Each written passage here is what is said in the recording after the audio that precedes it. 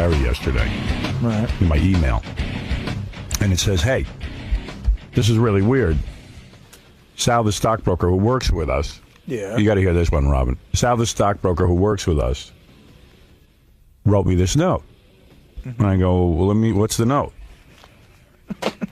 He goes, Sal is working Friday night somewhere, and he needs a place to stay because he'll be working late. He wants to use your apartment to crash. Oh, my God. Use whose apartment? Mine. Are you Tonight. serious? Oh, tonight. Tonight he wants to use my apartment. I go, Gary, it's a goof. And he goes, no, I don't think it's a goof. It's got to be a goof. He's Really? dead You serious. wouldn't ask that. Come on. He's dead serious. So I said, I'm doing everything I can, ladies and gentlemen. Yeah, right? Yeah. So he goes, Sal's dead serious. He wants to use your apartment tonight. I go, Gary, you don't know when a bit's going on? It's got to be a bit. It's a bit. It's a bit. They're setting you up. I think Sal's a funny guy, and if this is a bit, it's the funniest one. Is it a bit? I have a great idea, Sal. It was a bit, right? If I could take credit as a bit, as it being funny, I'll say it's a bit, but it wasn't a bit. Are So, you, Gary says to me, it's not a bit. Sal's dead serious. And Sal even said to him, you know, this is a really weird job. He goes, any job I ever had, people never told me I was inappropriate. But here, every minute, people are telling me I'm inappropriate and saying weird things. Right. Oh, my goodness. All day long. Sal, why would I want you in my apartment sleeping? It's not that. I didn't have a place to stay. Who cares? That's your Why problem. is that his problem? Because I don't want to see you ever in my apartment. You're a weirdo. What were you thinking? First of all, he just lost $1,100. $1,000 to Roberto the salesman and $100 to me. Why? How? Because we bet him, and then another $300 for the hotel room. We'll have Bet to him what? Bet him you that would say no. He really said, he goes, why is it so weird? He goes, I think Howard's going to say yeah. Why would I want him in my apartment? I said, Howard, it's not that. What is it? I have What's in it? I have to stay late in the city tonight. Yeah. And I don't want to stay at Christie's place because he hasn't changed his sheets in 3 weeks. Okay. I don't want to stay at Will and Jason's. Okay. Because who the hell wants Jason lurking over you when you're sleeping? He's a half a homo. Okay. And Artie lives in Jersey. I'm sure Artie would definitely let me stay, but I don't want to go to Jersey. I'm already in the city. Why And do you Gary think lives Artie in- would let you stay? I'm not so sure about that. Well, maybe not, but Sal. Gary lives in Connecticut. Bet somebody another $1,000 that I I'm in bet the city. You were my last resort. I would never want to bother you. I felt uneasy. I asked Gary in advance. You're You got to be retarded. kidding. I still don't believe I this. said to Gary, if he's serious, Dude, you have a huge... Fire we got to him. fire him because he has I'm not no serious. goddamn I'm not common serious. sense. Wait, can I tell you something? This is exactly what he told me. He goes, listen, it's not a big deal. I'll stay in the guest room. I'll take a shower in the morning, then Howard and I will jump in the limo together and we'll come over. Great. No, you didn't say this all. You just didn't. Sal, you're officially the funniest guy I've ever met. What? There is no way that. No way. No, he's serious. No And way. Gary said, Howard, Sal, give I it said, up. Gary, don't you know when you're the victim of a joke? Would it be safe to say how we have a pretty professional relationship off the air? No. Oh, okay. Well, no, it wouldn't be safe to say that. We barely have a relationship, and I don't want you in my apartment. Well, that's mean. Ever. Mean? I don't want you in my I work apartment. for you. I don't care. You know what? Like, Does that mean you have to be put up? I mean, Mel's never kept us in his house when we worked for him all these years. yeah, but why if do you asked him, he feel? probably Why would do you that. feel comfortable enough? I don't. I like to to- get more comfortable with you. Why would you feel comfortable asking me for a place to stay, but not to email me that note? You had Gary give it to Well, me. no, he said to me that his email was down, so he forwarded it to me. He would have sent it directly to you. Oh, all right. Oh, you're kidding. believe me. I told Gary. No. Benji's night is tonight to stay over. The guest room is booked. You know what? And tonight's Survivor, I figured we both watch love it together? Yeah, we both love Survivor. Sal, come on. He had a whole evening planned. Sal, have you ever heard any don't one get of it. us asking him to do You that? know what? If it was then, if A I date, in other words, like we could sit and watch TV together on the have some laughs couch. with Beth, watch Survivor, we both love it. We both talk about it. Insane. How am I insane? You know what, Howard? I don't know. Oh, it's so Sal, much. a month ago, you were a super fan of the show. You still are. Now you're still am. you're. Yeah, unfortunately, you're inside the door somehow. Somehow, thank you. Go do your TV show. Wow. Howard, you spend weekends with Dominic in the Hamptons. No, I don't. You don't know anything about my You life. mentioned it on the air, dude. Okay. I'm saying, I'm telling you, am man, I that? Sal is jealous of certain people in You your know, life. he couldn't let you stay. There's the because spin. Bring Joey- it on. Bring it on. Joey Reel in the Roots is over spins. tonight. Reel in Psycho Sal. Go ahead. Artie, go. Robin. This has Well, let nothing- Robin go. Yeah, I was saying. Why Joey, does this? excuse why does, me. No, Thursday you night- excuse me. Why does every Thursday night conversation? is Joey Boots night. Oh, Yeah. please. Yeah, I mean, you're no different than Joey. Honestly, Joey's as good as you are. What? As a human being, he's Now you're fine. crazy. All right. You know what? Hey, I'm stuck when in is- the city. I asked my boss, Howard Stern, if I could Yeah, crash first of all, in this I'm not- huge apartment and sleep in a bed. And I'm just not be your a fa- boss. You've Your never boss, seen the apartment. How do you know what's I would love to see it. I was going to do a whole write-up after I don't that. want you to see. I had visions of us hanging out, laughing, watching Survivor. I was going to cook for you. Oh, my God. You're an Howard, idiot. I am a great cook. You're an imbecile. I'm so glad I came to work. I'm an today. imbecile for politely asking Howard if I can spend a night at Dude, his my job- huge place that I would. You don't know if it's huge. You don't know anything about it. I don't know. So what if it is huge? What's the difference? It's not your huge. See, I tried to tell you this yesterday. How do you So- know so- it's huge? It's He Gary's tried to fault. have a conversation with him, and he can't even listen. No, I'm listening. It's your fault, Gary. No, I told you yesterday. He came to me and he said, I asked him first. He said, "Do you think I'm off?" And I said, "I think you're way off." But he insisted that he wasn't that off, and he goes, "Gee, I don't understand why."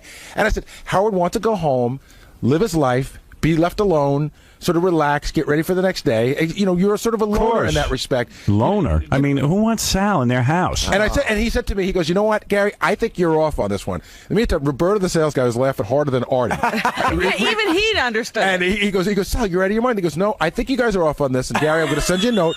Send it to Howard. I think Howard's going to say yes." And imagine the fun. I get to watch Survivor with Sal. Oh, boy. The laughs never You stop. get in your jammies and you, Beth, and Howard watch Survivor. It would have been easy because You we would have could- cooked. We While could you're hopped in a eating a limo meal. with Ronnie in the morning. So it's just convenient. Oh, you're full of it now. You didn't really think all this He was does. How do I get here? How would I get here, Robin? Oh, my goodness. Oh, whatever. Well, it would be uncomfortable with How Howard. about convenient would be leave me alone out of your life and do whatever you want to do. What do I got to do with you? Sir, I politely asked Gary, sir. I mean, I'm doing everything I can. First of all, and by the way, I'm not your boss. Whatever. I'll tell you who your boss I'm is. not. You're not my boss. Who pays your bills? You're not my friend. @TomChiusano. Ask Tom. Ask Tom to stay at his house. No way. Wait a minute. So I'd rather go ahead sleep down in the Gary's list. mouth than Tom's house. Go ahead down the list. He's not your boss. I don't he's know not your who friend. Howard is to me. I try to do everything I can do. He wants your love so bad. I had lunch with Lewis the other day, and I was just saying, how come I can't have the next? How come I can't go to the next level with Which Howard? is what? Because you're a girl. Well, hold on. Dude, he's trying to get to second base with you. What is he talking What next about? level? This is what I meant. Okay. I don't This is even. embarrassing. I just. All right, Have, what is the next level? I don't with know. Howard? Something Come just on. happened in my brain where Come everything on. stopped. Let him explain the next level. Come Yeah. on. The next level is like, I just can't fathom you, like hanging out like. And no disrespect to Dominic, like you like Dominic and Ralph's a good guy, and you like Ralph, and you have your things, and you have Ross Zapin, and these are very boisterous, loudmouth, wacky people, and I think I share some of those similarities, and I know you like me to a certain extent. I can't fathom that you, out of hanging out with all those lunatics, you can't stomach me for one night in your apartment. Just They're to, not staying in you his know, apartment. to be here. You know, like why can't we hang out? Why can't we hang out a little bit more? Why can't you get to know me a little better? Why should You he? want to know? Because there's something about you that is odd. All right. You know, You Sal, are odd. I don't know how I'm odd. Sal, to me. those things either they happen or they don't. You can't make them happen. Yeah, but you know what? So And when this seals it. I had I mean, I this mean, is, If I it will was ever never, gonna happen. this is ever, extraordinary. You ever. just killed it. when I had lunch I will with- never take you to the next level if that's important to you. Let me explain to And why is it so important to hang out with me? Because I don't Who am have like I? a father figure in my life. Oh Father. my God! You're old enough You're to be a my 90-year-old man. You're old enough to be my grandfather. Sal, you are a father. Shut Yes. Robin's microphone off, please. You're looking Shut for it me off to be and your throw it out. father? No. my When I was goodness. younger, I was, I had a tough life. You know, my dad was Wow. crazy. Uh-oh. Whatever. He was a prisoner at the pizza parlor. Yeah, pretty Yeah. much. Oh, oh, here, geez. yeah, you were confined to a pizzeria. That sounds like a great.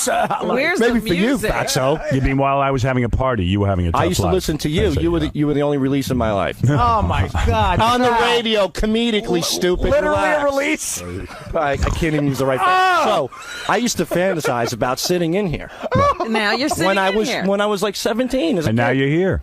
Right, but it's not enough yet. You want more. You want more. You want more what? contact. Hey, I'm being honest. I You just hired a stalker. No, I you did. didn't. That's Not what even I said close. that as a joke originally, but it's the truth. That's not even close. So can I explain what happened? So I'm talking to Lewis. I go, you know what? Why can't I be that guy where Howard could say, hey, you want to hang out tonight or something? But listen to me. It shouldn't be that important to you. That's what Lewis said. There's lots of people in this world to do that with. That'll You be have comfortable. your But I friends, don't. right? No, I don't. You're a star effer. What? What's a star? Isn't that a I'm chick, just like a guy. You're like a chick. Right, you're just a guy. That's my point. That's what Lewis was saying. So he said, hey, call up Howard. I mean, he goes, why If don't I'm you... just a guy, why is it so important for you to be with me? Just go be with some other guy. Dude, you're in love. Big time. Really? I mean, I'm goodness. not in love. You're in love. Howard, at one point I said to him, I go, don't you think Howard would like to go home and make love to his beautiful girlfriend rather than I hang know. with you? I want Sal to be there.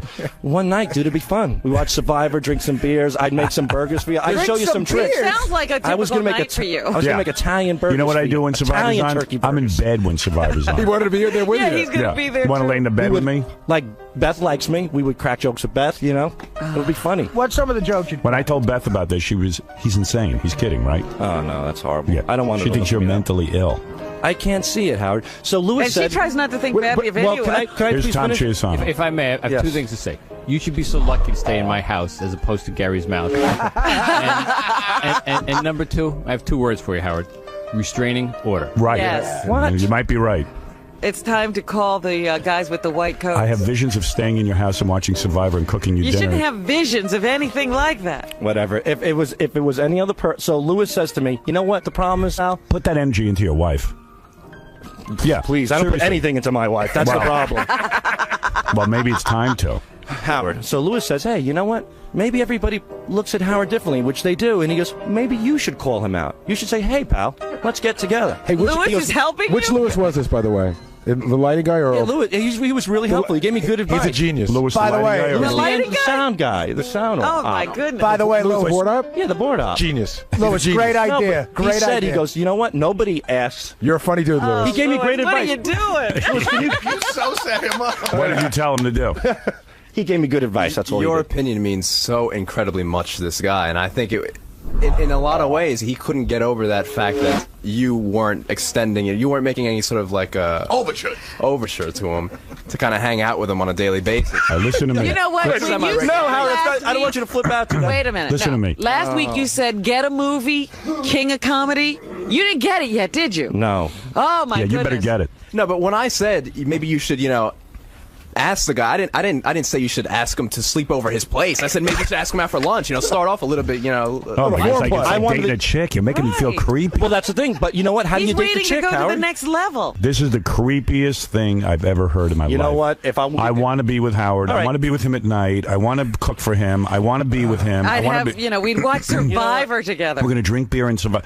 Dude, Robin, I had why visions. you focused? Why you focused on me? Go focus on other I guys. am the guy with the I'm balls dumping you. to take the initiative. The and say, balls. You Yeah. shouldn't even. What are you doing, man? Go have some fun with your friends. I don't have any friends. I Yes, mean, you what do. kind of a relationship would it be if you coerced Howard into spending an evening with you? So if you don't have any friends, I doesn't had- that tell you something? You only if the friend you're focused on is some famous guy. I have friends, but I just needed a Dude, place to go stay. make a But friend. see, wait a second. Let's be honest. That's not true. There's a lot of. This is a discussion we had yesterday. There's a lot of places you can stay. Like where? You could have asked Jason. You could ask Will. Forget about those things. Hey, you they said. have these places You could- in Manhattan called hotels. Listen, you had lunch with your buddy Lewis yesterday. He's got a place in Manhattan. Hey, that's nothing. There's a new page 69 on howardstern.com, Yeah. our gossip column. It saes that they caught Sal going through the releases looking for Ace Frehley's home phone number. Are you serious? Yeah. It's not true. It was true. Can I explain it? Here's what he said. I want to Explain give you the it. quote, and then you can explain yourself. He was looking through them. He didn't do anything about it. He said he just wanted to see what it looked like. Oh my God. The phone number. If I did it The on whole release. if I did it on the sneak, I would be guilty. It was laying on the intern's desk, and it said Ace. Why Frehley. do you care, dude? You're psychotic. What the hell? I What, looked just at because a guy's number. in a band, you're gonna look at his, you're gonna stare at his home phone And number. you stare at his release? I His just release was looks curious like every what other he put release. down on there. You want to stare at his release, Ace's I release. just stared at the release for a second. I just stared at and it. then you want to come stare in my apartment. Yes. I Yeah. mean, I just want to sleep there so I could be here in the morning and efficiently work for No, you. that's not what it's about. Howard, does he have your address? Because No. No, he's not. I'm going to put out a bulletin. Now we have to hide everything from Sal in the office. Howard lives in Poughkeepsie. Go Yeah. visit. All right. Thanks for helping. Dude, you might be gay. I'm not gay. I don't want to have sex with you. Oh yeah. I promise you I don't. Yeah. You know Louis, was it the creepiest conversation when Sal was asking you what to do? He's just very insecure, and I think that if you were to, if Oh, you please, somehow Louis, gave stop him it. this somehow acknowledgement that he's doing a great job, I he's a told great him guy, already. that would mean the world to him. Louis, we do that I every day. told him. You don't hear that in the commercials. We tell Dude, him. I took him I out hear to you. dinner and told him he's doing a good job. I'm not saying you're doing anything wrong. I'm just saying that from his perspective, this is what's happening. It's okay. But it doesn't make you think he's a little bit crazy? Well, yeah, but who isn't around here? Oh, come on. Thanks. Yeah, but not like this. This is really This odd. is another level. You know, Artie, if you worked on a Fred, come on. This, I still think it's a Wait, joke. you know I'm what- waiting for the punchline. Wait a second. Because Here, Howard- he cannot be a fan of this show. That's such a- listen for 20 years or more. Here's the analogy. And think that this would be okay. Do you think it would be okay for Vinny Favale to ask Letterman to crash at his place? Yeah. Okay, no, you're But nuts. Vinny would ask it. No, you're really he nuts. wouldn't. No, he wouldn't. All right, well, who cares about it? Vinny's retarded. But No, Howard, you're retarded. You know what Joe, this you're is? on the air. There we go. Hey, Howard, I heard Sal called up after he wanted the recipe for engagement chicken for dinner. Yeah. That's what we're hearing, too. Unbelievable. No, but Howard, the only difference with Sal is that it's really out in the open. I've seen people in the hallway who, if they come up with a bit on Lotus Notes, and if you don't give them credit for it on the air, they have for the next 24, 48 hours just a vehement hatred for you. Really? Really? Yeah. Wow. Who are these people? I'm not going to say, but I mean, Well, it's- I mean, when people write something, Leno doesn't credit each person Exactly. in his monologue. Exactly, but you validating what the other work that people do around here means the world to so many people around here because you have a lot of insecure Some people have to, like, sort of go see a psychiatrist. I was going to say, maybe deal with their we're problems. hiring from the wrong pool. Right. You mean the audience? Yeah, Letterman and Leno must be going to professionals. Yeah, they have I know. agents. They have Letterman- agencies they call. Letterman hires from Yeah, Harvard. Artie, like your career was really flourishing before you got hired here. Mr. Letterman- Dirty Work has spoken. Letterman hires. Sal, shut up. Letterman hires from Sound like a Harvard. bigger idiot. Oh, God. Letterman hires from Harvard. I think Leno steals Letterman's writers. Right. Yeah. They So go to those are guys agencies. who actually have something going on, and they're not stalking the people they work for? I've been going directly to the audience. Robin, can I ask you something?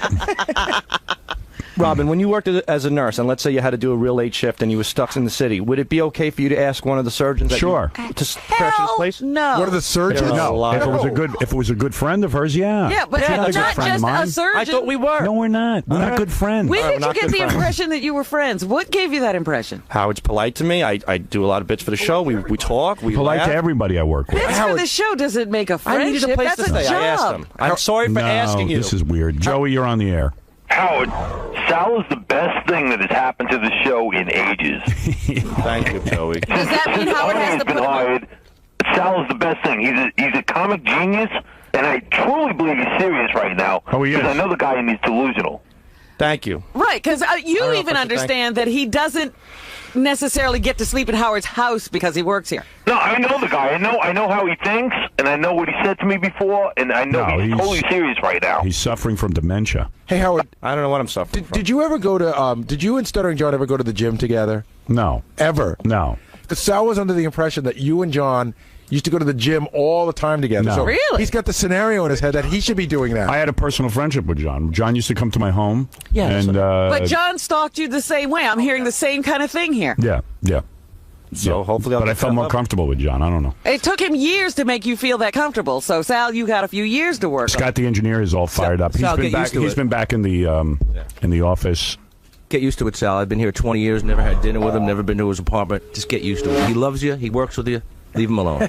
That's the way you work What with does him. that mean? Scott was in Well, the he's back all office. crying that he can't go to Howard's apartment. Scott, Hi, Daddy! Scott- Daddy, I want your love! Scott was in the back office complaining that I've never taken him to dinner. Or No, I wasn't complaining. I'm just pointing out the fact that that's the way it is. Get used to it. I wasn't... See those guys? I said... Well, that's the way it is for you. Well, that's the way it is for most people. No, around here. I've had Robin over.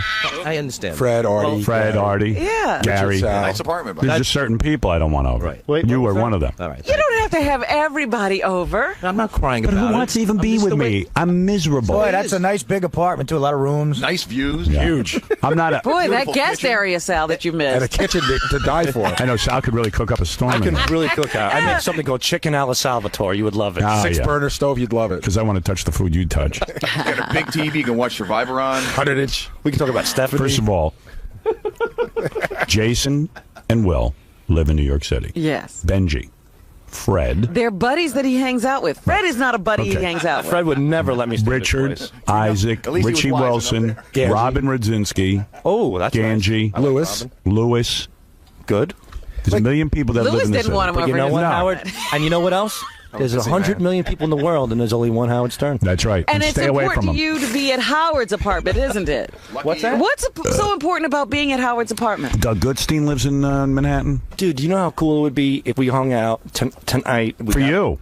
No, Not for me. you too. How would it be cool for him? That's what I couldn't get yesterday. We'd have some laughs. We'd watch. You'd have a TV. laugh. Yeah, I mean, we'd be You'd just watch TV. You'd have a beer. He doesn't drink. He doesn't have beers during the week.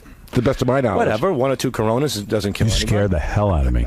I can't imagine under what scenario this would ever happen. I don't know. You know Never. I It will guess never, I need to ever. be an arrogant attorney with a yacht in the Hamptons to accept. Why obsess on Dominic? What are you competing with my friends for?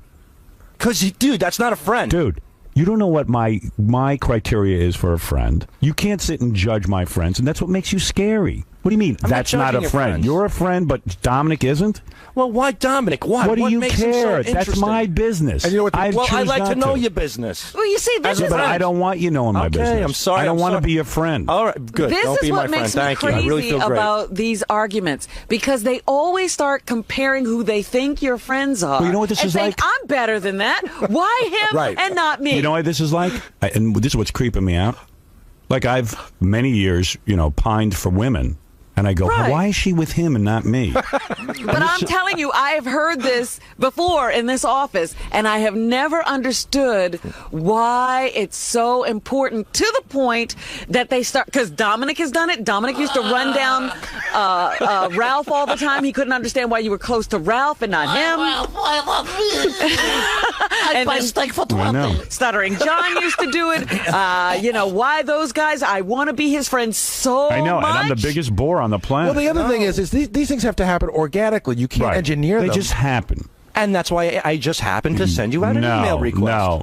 You're putting a spin never. on this. Yeah, I know. I'm putting a spin on it. See, the whole wackiness for me is, okay, he did it, et cetera, that even now he refuses to recognize that it might have been odd behavior. It's odd. He's hearing that it's odd from everyone. There's no one who's agreeing with him, and he's still holding this No, I'm argument. not. Hey, Robin, Vinny, you're on the air. Howard, I think you have to drop this guy. Sal, I can't believe this. He used to call me, Howard, all the time before he started working there, saying, "Hey, what does Howard think of me? What does the show think of me?" This guy was stalking me, and now he throws me under the bus. Sal, you are the bus, you fat slob. Sal, you're a scumbag, man. You used to be my friend. You used to call all the time. You don't call anymore. You got in now. Vinny's now told- you're up to level 2, you know? Vinny's totally sticking it up. Drop him. He calls me almost once a week for lunch and compliments me on the bits. Sal, I call You're you a liar, once a- Vinny. Stop it. Be Sal, for real I for call once. you once a week for lunch. Vinny, you don't understand. Sal wants to take my relationship with him to the next level. Right. Oh, okay. Yeah. Vinny, Sal, getting. Vinny, why would you do I'm that? lubing up right Sal, now. you're blowing a great opportunity. I'm not blowing Seriously. anything. You are. You're being an idiot. Troy, you're on the air. Yeah, but Howard, I'm going to need a feather pillow, no foam, and a wake-up call. Where do you live, Troy? I live way out in Seattle. When are you coming to New York? I'm going to be there tomorrow. So, right. Sal, between you and me, buddy. So if Sal's there tonight, can you take tomorrow night?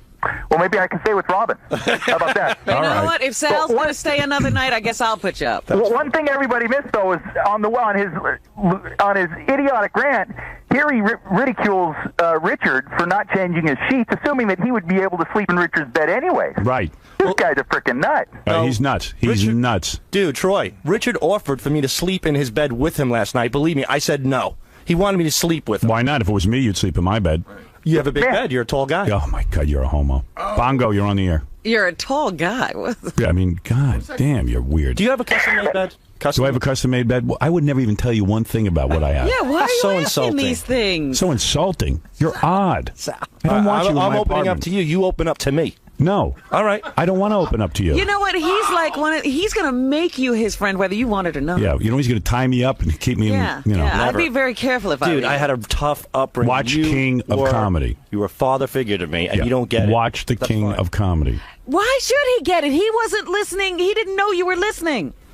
Don't you know why I'm here? It's not about the comedy. Oh boy! Get wait, out I didn't then. mean that. Wait, Get wait. out. That- What's it about? What's it about? It's about You love me. Oh, boy. I love you, but I love you like your fans love you. But I also Oh, my God. I admire you, respect you, and I look at you in a different light. I don't know what I'm saying. I'm just digging a deeper All right, hole. I'm don't gonna be open up anymore. Really. Yeah, because it gets scarier. I walked in the hallway and I heard somebody almost, my God, it's like that movie Misery. I know. I know. I'm telling He you. really scares me. Dude, don't be scared. I'm being serious. No one here is safe. Don't I gotta break tell your you, leg around this guy. I don't think you're really aware of how much of this kind of talk happens behind your back in terms of how many people analyze your friends and why would he hang out with someone like that when I told you, seemingly more normal or seemingly much nicer guy than this person. But These conversations go on around here all the time. You know what, but Howard, as your friend, so to speak, I address it Your to you. friend. I'm honest and open. You're with my friend. You're not my friend. All right, good. You're Why not, do you feel Sal, obligated to say I'm not your friend? because you're not. Does that make you feel better? Because you're the one bringing this stuff up and talking about you want to be drinking beers and cooking for me and laying in my bed. Dude, I don't want to lay in your bed. Dude, we're not friends. All right, good. That's it. You work for the guy. Ronnie, keep an eye on him. Dude, you know how he always asks me for advice out there? Me? Yeah, see? I try to do the right thing in this, Ronnie. Take my advice. You better drop this whole thing, or you'll be out of here. I'm telling you. What's wrong with you, man? That's good. You're sick. I am so intimidated right now. No, I'm not trying to be. No, I'm not even talking about that. You're gonna push him to the point where he's gonna tell you to get out. Yeah, you're making me nervous. Am I? Yeah. That's crazy. And the nervous. second Dude. thing, Sal, every time it snows, Howard always asks me, listen, man, if you don't feel like going home, you can stay at my apartment, just so you know. Oh, why'd you That's have to true. throw that in, Ronnie? Oh, Ronnie's my friend. He's just rubbing it in. Ronnie's your friend, and I'm But not. Howard, can I ask Sal a question? Yeah, Ronnie's my friend. Here's a question. When you say that you and Howard are friends, I mean, I know you'd like it to be that way, but seriously, that mean? what's the evidence of a friendship? In other words, you work here, we all get along well. Outside of here, what's the evidence of any kind of a friendship? Once in a while we have slight chatter. I don't know. Light chatter is a friendship? I'm trying to develop something here. Am I so guilty of developing something with a guy that I admire? It's okay. Is that so wrong? Yes. All right, fine. I've learned my lesson. If we worked on a construction site and We you were don't. my foreman, I would We sleep don't. at your place and We it wouldn't be a don't. big deal. No, you No, wouldn't. you wouldn't. Yeah, sure I would. No. You're thinking just because he's in this situation and you're working together and he's avoiding I don't you, like to sleep with anyone from work. I don't care what I'm He's not going doing. to do this with you. I don't want to be with you. All right. I'm sorry. I He's don't seen love enough you. of you. All right, good. I see enough of you here. Good. You're psychotic. Who else do you have this hankering to hang out with? Certainly not you, Robin. No, tell me, who else? It's because he's Howard. Yeah, and that's what's sickening. You worked for this, dude. You worked for this. It's your fault. Oh. It's your fault for being famous. Hey, You've got to see a stop it. psychiatrist. I'm not kidding. Look at me. No, honestly. You got to go to a psychiatrist. This In is order to get back in behavior here. that's- I worked for this. This isn't what I worked for. You don't know He anything didn't work about for me. you. don't know what I've worked for. You don't know anything about me, Sal. I am sorry that I asked for your help to sleep No, over. so I it's could get more It than wasn't that. about help because you didn't need help that bad. That's right. All right, whatever. You don't want to be my friend. Danny, Be that's my right. friend. I don't. All right, good. Hello? Danny, you're on the air. All right. Yeah, Howard? Yes. Oh, this guy's nuts. He's going to do you like David Spade's bodyguard. Yeah, really. Oh, worse. The taser. People, let me tell you about my best friend. And I think this might have stemmed, Howard, when you brought him out to dinner to talk with him and Richard. I made a he mistake. probably brought it to the next level. He thinks you're like Dominic. Yeah, I made a you're not on mistake. Dominic's level there, Sal. But Howard, you took two people out to dinner, and one person got this out of it, and the other person didn't. Yeah, Richard Christie turns out to be the normal guy. Yeah, he's the normal. He knows not to step over the line. Don't say that Hey, to Howard, Sal. you want Makes to give him me keys crazy. to your Hamptons place? Well, Richard's a good guy, man. No, that makes- I would let Richard Hey, sleep over my Sal's apartment got- anytime. Sal- Good. Let him stay there tonight. No. Good. Richard, Do if that. you want to stay over tonight, that's cool. You know what? Here's what you do. Sal, you take Richard's apartment. Richard will stay with Yeah. Howard. Man, I must be an awful person for you guys to do this to No, me. I don't know you're what- mentally Don't ill. let Richard stay over because Sal will kill him. I knew you were mentally ill when Ace Frehley was on, and you were. That was scary. Well, Ace, besides you, was the second guy I looked up to. It's such a funny guy to be in love with, too. Ace Frehley. Maybe Howard will give you keys to his Hamptons place. Maybe Right. you want to do that, too. Yeah, we could You got to stay know there. not to step over the line, man. You're delusional. Yeah, what about the Hamptons place? You do invite. I'm just talking to you now. Okay. You do invite a lot of people out there. There's a lot of room. There's a huge beach. I mean, you have a barbecue or something. You will never, All ever right. be invited to my home. Thank you again. I feel better. I never want you near me. I don't even want you in the studio Yeah, anymore. he doesn't want you to know where. Hey, Sal, you just work for the show, man. That's it. Sal, You're not going to go out there for, burgers. Sal, Bobo thinks you're nuts. I'm telling you. I know if I came there, I would just do my job and go home. I wouldn't ask the guy to sleep out Bobo his wears a house. giant raccoon on his head, and he thinks Hey, you're you know crazy. what? He crazy glues a squirrel to his forehead, and he's Hey, you know what? I got some brains, though, man. I'd be on that show. I just do my job. I wouldn't ask him, let me stay over your house this week. I just needed a place to stay, Bobo. That's all I needed. But Double A, you're on the air. Hey, Howard, how's it going? What's going on? Right. What about me? When do I get a key to the apartment? I got you on my forearm over here. Sure, you have a tattoo of me. You know? Yeah. Well, I would sooner do that. Kevin, you're on the air. Hey, Howard, what's up? Hey. Hey, this guy reminds me of that movie Single White Female, remember? With that? Yeah. Oh, yeah. Pretty soon. Next thing he'll be dressing up like you and walking around. I know. You know? I know. Yeah. It's freaking me out. Though I must admit, Ralph has that syndrome of dressing up and looking like you. Let me tell you something. Here you are again, trying to analyze who my friends are and why. Ralph is one of my dearest friends. I'm addressing something. And He the looks like fact- you. So what? And Gary said that. Ralph, No, I haven't. You said that, Ralph. One time you said, Ralph, you ever notice So that what? Ralph has slowly developed into Howard Stern? You said that one time. He was Listen to hair me. and his... Listen to me. No. Listen to me. You're spending too much time thinking about me. You're spending too much time thinking about my friends. Okay, it's over. It's over. But it's so not over. That's the Yeah, funny you thing. can't stop when he thinking says about it. goes. You're obsessed. I always You listen. need a psychiatrist. You need a I can't very afford one. No, you've got to steal to get money for that psychiatrist. I went to one psychiatrist as a kid and it didn't work. No kidding. Oh, my God. How many? He gave it one shot. We all thought it worked. She had me beat up a teddy bear. Yeah, well, then start beating up a teddy bear. Leave me out of this. All right. Check into a loony bin for the week and not my apartment. Thank you, sir. You know where you can sleep tonight? Creedmoor. Bellevue. Bellevue. After That's your in gig. Manhattan. Where is your gig? L.A. No, well, tonight. it's a workout show at a comedy club. I don't even want to mention the club's name. All right. He's upset. Yeah. No, I mean, what the hell? I mean, it's just a workout show. What's a workout show? It's a guest spot. You write new material and you try it out. So then if you're not that into it, what are you bothering me about? I staying am my into it. I'm place? trying to develop. Where do you live? Can't you go home? What do you live in, Guam? No, I live in Long Island. So then go back to Long Island. And I'm going to be here late. That's not my problem. And then I got to get up at 4 o'clock in the morning. And Okay. That's it. I know it's not your problem. That's why I politely sent you an email if I could stay over. Sal, I'm punking you. Of course you can use my place. Of course. Now I don't believe it. Yeah, listen to me. Never bring this up again. I won't. And never bring up my friends, and don't bring up staying at my I place. have nothing against your friends. I think Ralph's a good guy. All right, I don't know good. Dominic What are you personally. doing evaluating? Dominic, you don't know who my friends are. You don't know anything about my life. And I didn't say I did, but I'm Yes, saying you did. I can't you believe said you that know I am. Dominic's at my house, you know Ralph's at my But house, I you know can't what's believe going I'm on. Now that you're telling far him off the mark. who's a good guy and who's a bad guy. But I can't believe I'm that far off the mark from a Dominic or anybody else. Well, I mean, just what trust us separates you me are. from them? If it makes you feel better, you're not that far off from a Dominic. Oh, that's Okay. awful. That's it. I'm So done. you don't know anything about it. No, but Sal, Howard's friends should be as important to you as Will or Jason's friends are. Right. Yeah, you don't wonder who they're hanging out with. Why are you focused on my friends and not Will and Jason's friends? Because Will and Jason don't have any, but I don't. No, it's you're not that I, focused it's not that I on me focused on because it. I'm famous. You're a star Nah. effer. Oh Yeah, no, okay, yeah. all right. Yeah, that's I don't see exactly as famous. it. I am taking the initiative to say to you, Howard Stern, you know Howard what? Stern. All right, get out of here. You're, I hate when you're you mentally say that ill. to me. I You're hate mentally that. ill. Walk out of here. The walk of shame. You know what? No parent would do that to their child. Right. But it's not your father. And he's not your parent. Yeah, but I You're look at looking him. for a father, and I'm not it. But that's how you look at him. That doesn't mean he has to look back at you the same Yeah. way. You never had a son. I don't have a son. I don't look at you as a son. If you were my son, I'd burn you at the stake. He doesn't want a 50-year-old son. Yeah, I'm I don't 35, want you. Robin. I don't want you. I want somewhat makeup for sure. Or big teeth. I don't need to be his son. You want I a son got a that's like a daddy. monkey? I got a daddy. Sal. Yeah, he took off. He took one look at you and ran for the hills. Yeah, that's it. I Well, don't what want to happened be. to your papa? I understand you had. knows? You need a father, but I ain't it. I'm not. All right. I just wanted a place to stay. That's all. That's so not true, though. But it's not. You No, didn't want you're a place looking to stay. for a home with your father, and you need to take those longings and go see a psychiatrist. I will. And put it into that. All right. Because you're mentally ill. I'm sorry. All right. Now leave. Walk out of here. Ashamed. Hi, Mommy. Are you proud of me?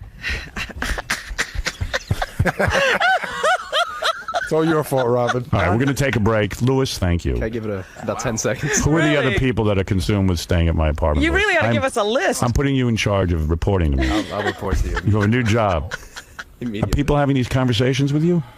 No, you hear things, you know, and I can see it in people's eyes, the way they talk to each other about you. Wow, there's a whole cult out there. I need you to write an article for HowardStern.com. Oh my goodness! It's strange because my opinion about you is so different because I never listened to this show before I started working here, but everyone here has been listening to this show forever.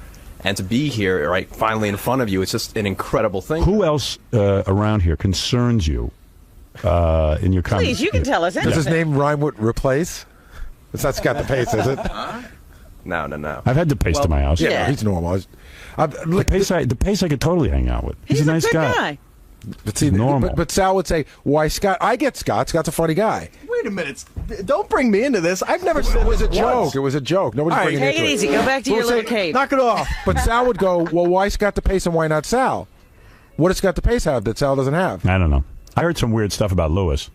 Lewis? Yeah. What? What did you hear about me? I heard you're getting married next week, and you're trying to keep it on the down low, so I don't give you the lecture. My goodness. Why? Because I'm not getting in your face saying, "Hey, Howard, you know I'm getting married. I'm getting married next week." You know? Hey, congratulations, by the way. Thank you. Yeah, you didn't tell us? My goodness. I told everybody. Lewis leads Well, it didn't get here. Lewis appears to lead a very normal life for this, he's not a especially pain for this in the office. ass. Right. You want to stay at my place tonight? That's all right. I like my Can he use the place for his honeymoon? Yeah. You want to use my apartment for your honeymoon? Yes, that's cool. Well, congratulations to you. I didn't know it was that soon. Congratulations. Please stay at my place. I'll think about it. In fact, he'd like to take you and your lovely bride out. Right.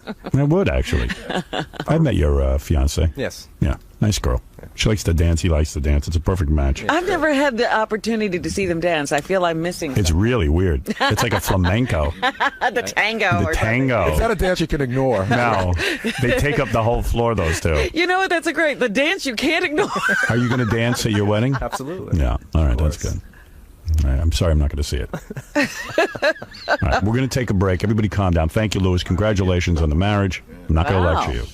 But I wish he'd give us the names of these other people in these I have no clue who he's talking about. That's what's so weird. I think it's all Sal. I think this issue is far from over. Yeah, no. This is the beginning. I worked with somebody once who had a stalker, and that's classic behavior. Well, you could see that Sal can't let go of it. Right. He No. has this idea that Howard owes him something now. Yeah. Well, you asked for it by becoming famous. I know. That was the weirdest thing of the day. You asked for this. Right. If a shrink made a list of all the things he would say, the characteristics he'd have, he hit every point. Well, I was saying, when they put that Robert De Niro character together, these are all the things they had him say. No, it was based on Sal. Yeah. It's your fault. You worked for this. That's a. By the way, here's a tidbit. like- Lewis invited only one staff member to his wedding. Who do you think it was? Well, it wasn't Baba Booey. That's for sure. He doesn't like Baba Booey. Fred? Fred. Is that true? Fred is the only one. I bet you Fred's I'm not going. aware of. No, I'm not going, but I sent I it. knew it. He's not going, but he's not in. That's why you invited Fred, because you know he won't come. Fred doesn't go to anything. He's also doing it in a very special place in Philadelphia. It's a long trip. Right. Why Fred? You interact with Fred the most. First of all, was this page 69 that you got this from? No, I heard from other people. It's Sal typing it in right now. Let me tell you something. The only Sal's difference between getting you Sal back. and Jason is that Jason has a way of doing it that is nice for you. He kisses your ass, and Sal just does So the way it Jason's one of the scares you. people, huh? So Jason is a stalker. You know what? Ask anybody besides Gary, and they'll tell you the truth. Oh, my goodness. Where are you coming from? By the way, your buddy Will put that note up, not me. Oh, sorry. Will's a stalker. It hardly matters. which one. Apparently, the word is that Jason is madly in love with you, but I'm blind to it.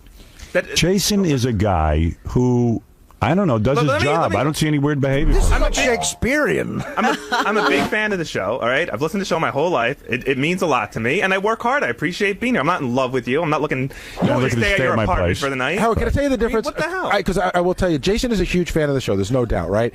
When you use something that he sent you on the air, it makes him very happy. Right. But if you don't use something he sent you on the air, he doesn't obsess over it for days and days. Right. No, we were just going over That's with. not true, Lewis says. Go ahead, Lewis. Give me an example. That's not true. Give me an example. Once Howard said to Jason's face on the air, "You're an off-air kind of guy. You don't belong on the air." And Jason was sulking for about a week. Really? God forbid I let that comment get me down for 30 seconds. I'm sorry. I got over it. I mean, what the hell, dude? What, I can't have an emotion for 2 seconds without it letting a...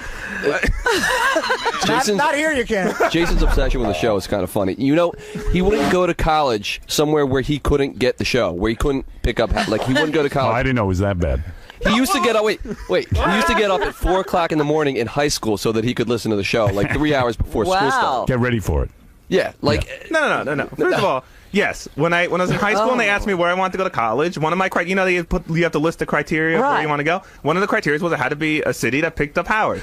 That's all. I mean, what? That's L.A., San Francisco, D.C. I'm not limiting myself to Omaha. I mean, what the hell? His father got a good job offer in Texas where they couldn't pick up the show. They had a family meeting to decide whether they would move to Texas, and one of the major issues was whether they would miss you or not. Oh my God! This whole family meeting. Amarillo is out, Dad. All right, I got to take a break. Wow. Are you afraid? Yeah. But no, that's very nice. Whatever. But he's not bugging me to be in my apartment. No, that's a line that if you go over that line, I appreciate Jason loving the show, but he's never been inappropriate. That's true. No, he's never been inappropriate with you, but it is a little creepy to make decisions that way. Yeah, I mean, Will used to write me letters when he had cancer. Yeah. It's true. So I mean, everybody was a fan. He was a boy. I don't care. I was a boy too, Robin. He's 16 when you make those decisions. Oh God. In college, you're 18. All right. I was 17.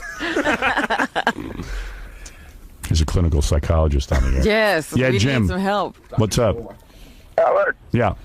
you've got a serious problem there. I hope that was an act by Sal. No. If it's you're in trouble. I'm telling you, you get somebody to watch your back when you're getting home today, however you get home. You make sure someone checks that apartment before you go in that apartment. Got a problem. All right, Jim, thank you. All right. Good luck, my man. Love you. Love you. Wow. All right, Jim pointing out Sal's a lunatic. All right, we've just gone through a very emotional... I know. I'm feeling a little shaky. All right. Yes, Sal. Sal? There's another Sal. Yes, Sal? Hello? Yes. Hey, Howard? Yes. Hey, this is Sal. I'm driving to work, but just listening to the show. Big fan since '85. Okay. It's kind of scary. It sounds just like the movie Fatal Attraction, minus the girl. Right. Yeah, your girl is, instead of a pretty girl, you got Sal. I know. Look at my luck. I would love to be stalked by a beautiful woman. I really, really would. By the way, I was no more bigger of a fan than Artie was before he started working. I mean, Artie used to camp out at all your appearances. That's true. I mean, I'm not feeling that weird vibe from you. Good, thank you. All right.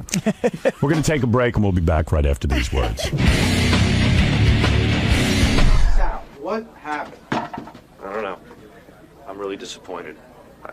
I want to sleep over at the guy's house, watch a little Survivor. What the hell's the big deal? I'm in the city. And then he's telling me he wants to burn me at the stake, and I'm not his kid. I just don't get it, so I'm sorry he feels that way. Apparently, this relationship is not going where I thought it would go. He thinks you're nuts. He's nuts. He's nuts. So you don't see anything wrong with what you did? No. I don't see anything wrong. And I'll tell you one thing, mark my words, down the road, I'll be in that place. I will be.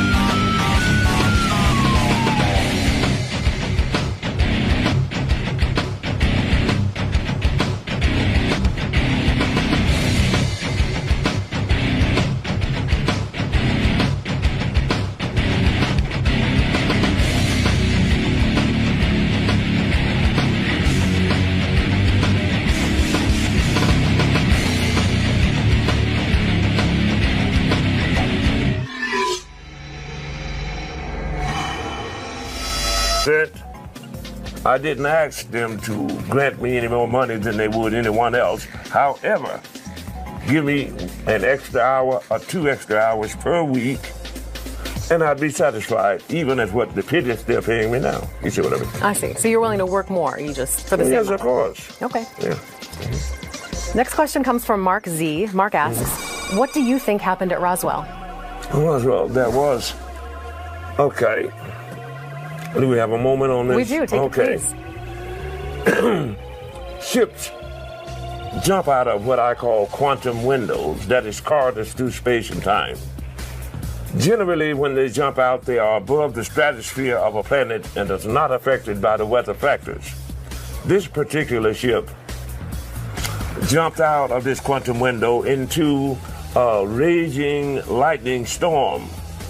And when it rematerializes just for a moment, the fusion reactor is offline, allowing the lightning to hit it and bring it down near Roswell. Well, they retrieved the ship, what was left of it, and at least 3 bodies at that time, one of which lived for a period of time after then.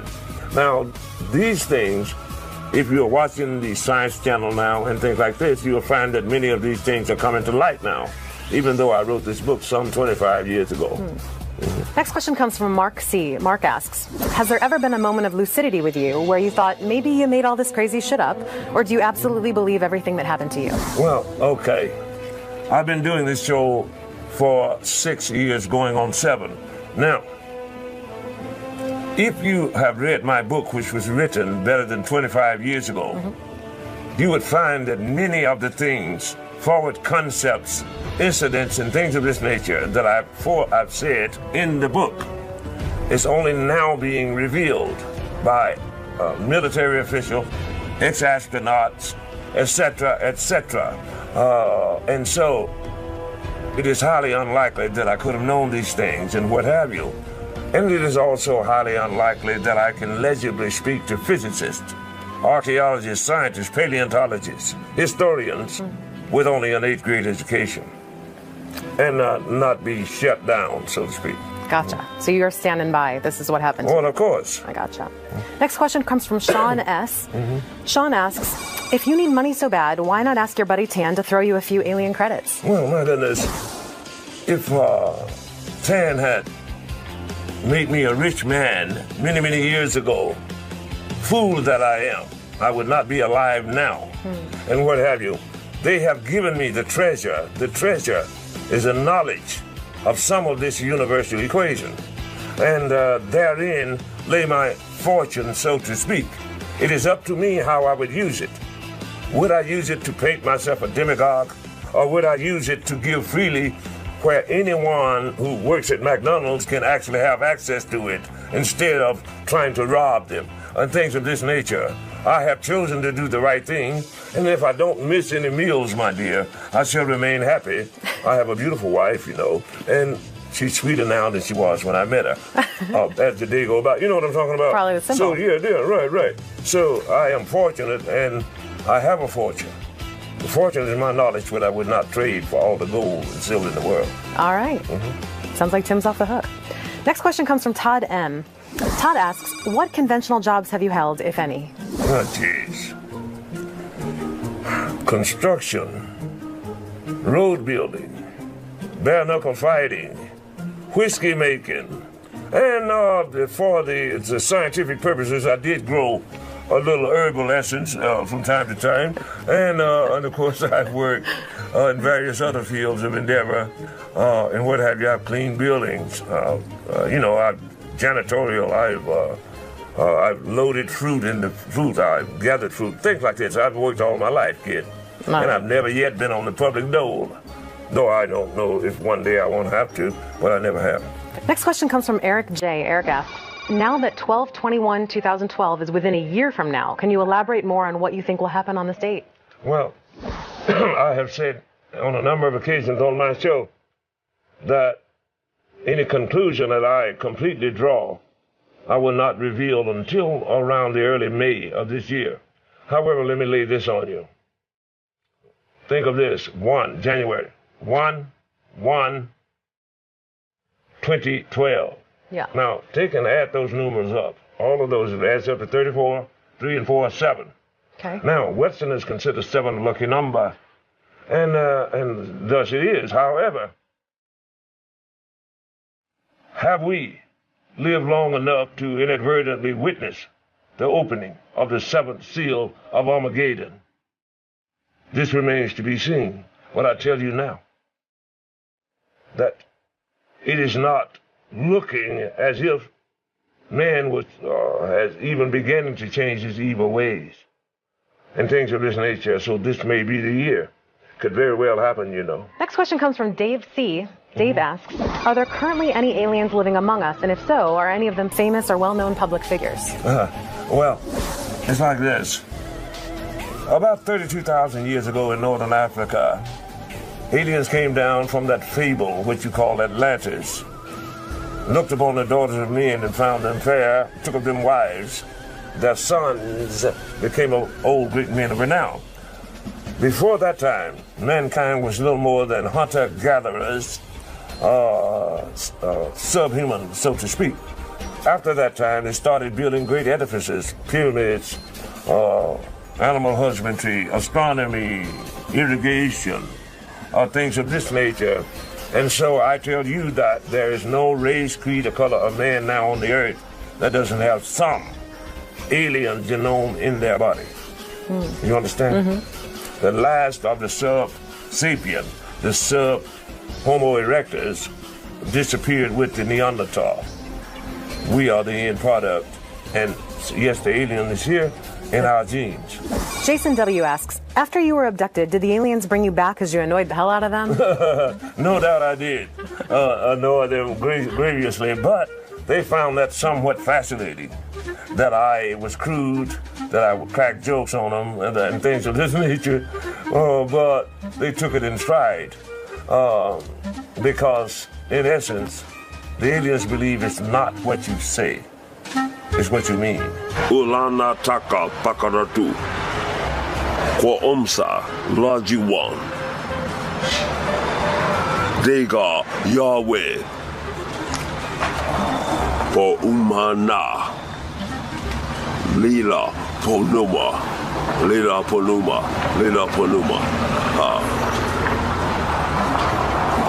𝗬𝗵𝗲 You know. Yetta F. asks, I want to better understand why you use anti-Semitic comments like calling Howard the Golden Jew when you're angry over financial or contractual issues. Particularly as a person of color, I would think you'd have some sensitivity about using slurs of that nature. Yeah. Have you ever experienced racism personally? And if so, why do you participate in reinforcing such offensive stereotypes? Well, okay. Is he not a golden Jew? He's got lots of money. And is he not cheap from the way he treats me and me alone? You don't have to be a Jew. You don't have to be a Chinaman. You can be anything you want to. And if you maltreat me, I will not kowtow and suck your toes and things of this nature. I don't think you should suck his toes. Yeah. I mean, it'd be kind of interesting to see. But why is it that you focus on him being a Jew when you're making... Well, it my like goodness, if he was a Chinaman. So you would say he's a golden Chinaman? He's a golden chink. Wow. If he is maltreating me in such a manner. Why not, why not just a golden man? Well, okay, a golden man, pay me, you cheap bastard. But why not stay with that golden man, cheap bastard? Why go the Jew route? Why go? Well, in this case, the way I am being hurt requires a refined type of insult. Instead of simply saying, oh man, why don't you pay me more? You understand? And if I had my hands on $200 or $300 million and had someone that did a successful show for me, as long as I have, I would have given them something. I hear you. That they deserve. You understand? Yeah. It is many of my benefactors are beautiful Jewish people. Why? Because they are beautiful. And they have kept me alive when these people, I couldn't live off of what they're paying me. I couldn't pay rent. I couldn't put gas in my car. I couldn't eat food and all of this. You understand? So until, as much as I love him, he does something right. He is everything derogatory that he makes himself to be in my eyesight, because it is not I who owe him. Mm-hmm. I got nothing. Okay. Next one is from Westplay S. He asks, many people scoff at aliens, but now you've enlightened us with the truth. What about other unexplained phenomena that people laugh off? Sasquatch, the Loch Ness Monster, chupacabras. Can you shed any light on these global mysteries? Right. Well, Sasquatch lives. I know this because me and my father hunted the creature. And the people in the country and the old Indians already knew about it all the time. Yes, there is phenomena. There are ghosts, because I have been shown and come to the conclusion without any doubt that the force of life itself is eternal. No religion, regardless of its name, says that you cannot be. It says we can be rewarded, you can be punished, or what have you, but not your God or nobody else's God has said, I can make you not be. You will continue one way or the other, and you will return here many times. And nobody gets away with anything. You understand? I understand. Good goes to good, bad goes to bad. Sasquatch was a yes, Loch Ness Monster? Yeah. Oh, definitely. Yeah, Chupacabras? Definitely. Good deal. I want to thank Riley for taking the time to answer all of the questions that you, the fans, submitted. This was very, very enlightening and interesting. Oh, thank you. Thank you. Remember, please keep sending your questions in. You can tweet them, you can Facebook them, you can send them via email or video submission. And remember, this is your show, so don't screw it up. Until next time, I'm Rachel Fine, and I hope you had a fine time. I had a fine time, Rachel. I had a fine time as well, Riley. This was something else. I don't even... Yeah, it's strange, isn't it? It's very strange. It's truly, truly strange.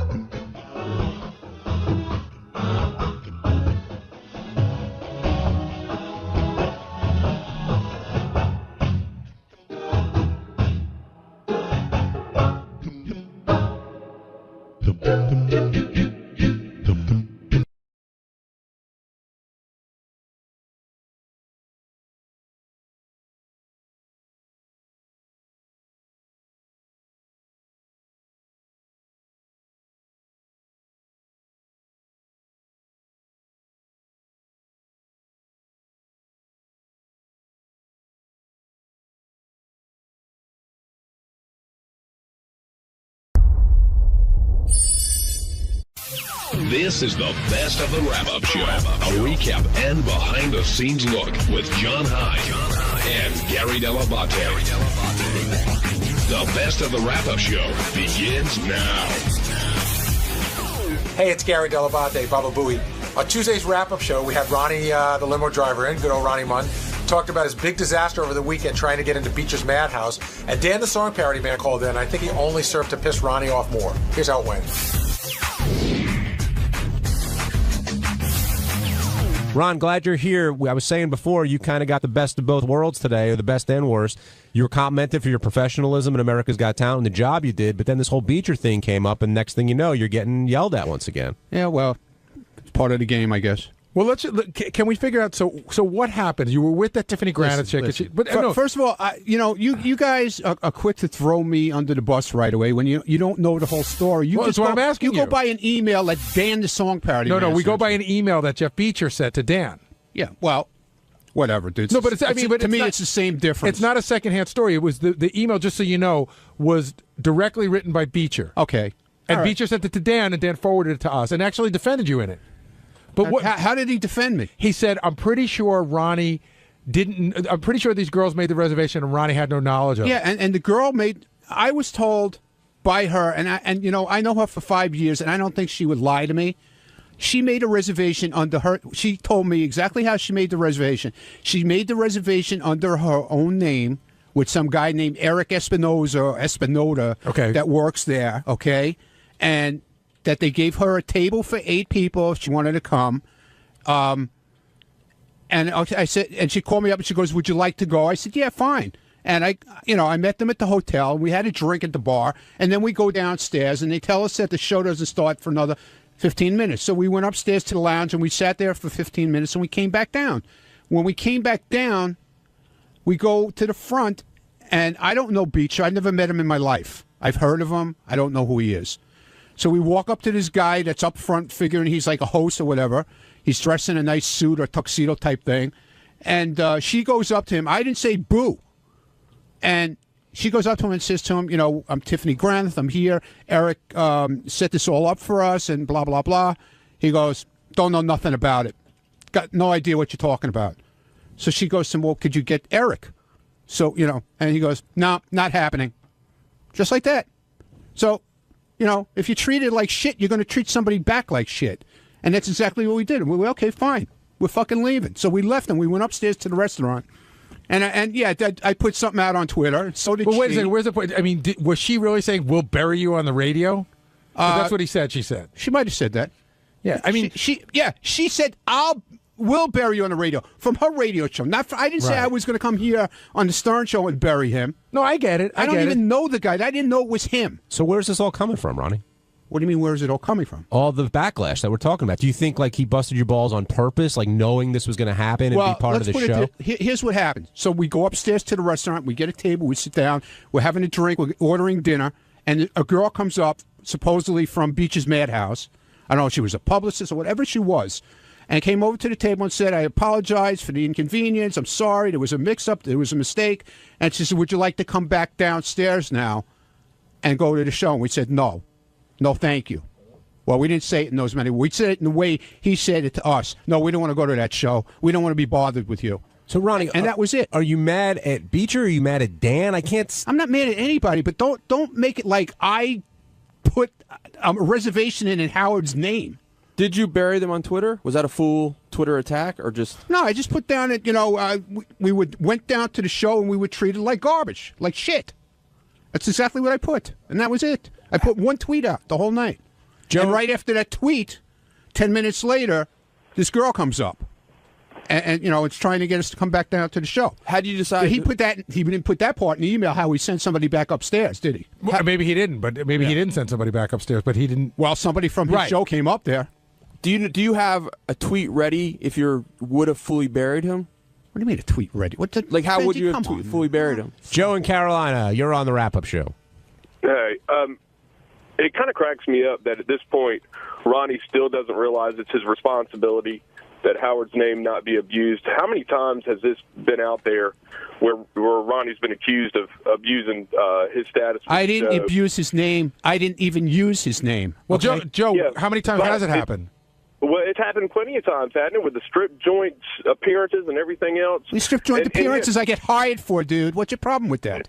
Look, I get hired for it. Listen for a second. Now, I am listening, stupid, because you don't know what you're talking about. Yeah, I do, because you continually just want to get do your this, voice Ronnie. on the radio. Go ahead. Listen, Be my guest. Go ahead. You continually Go ahead, idiot. do this.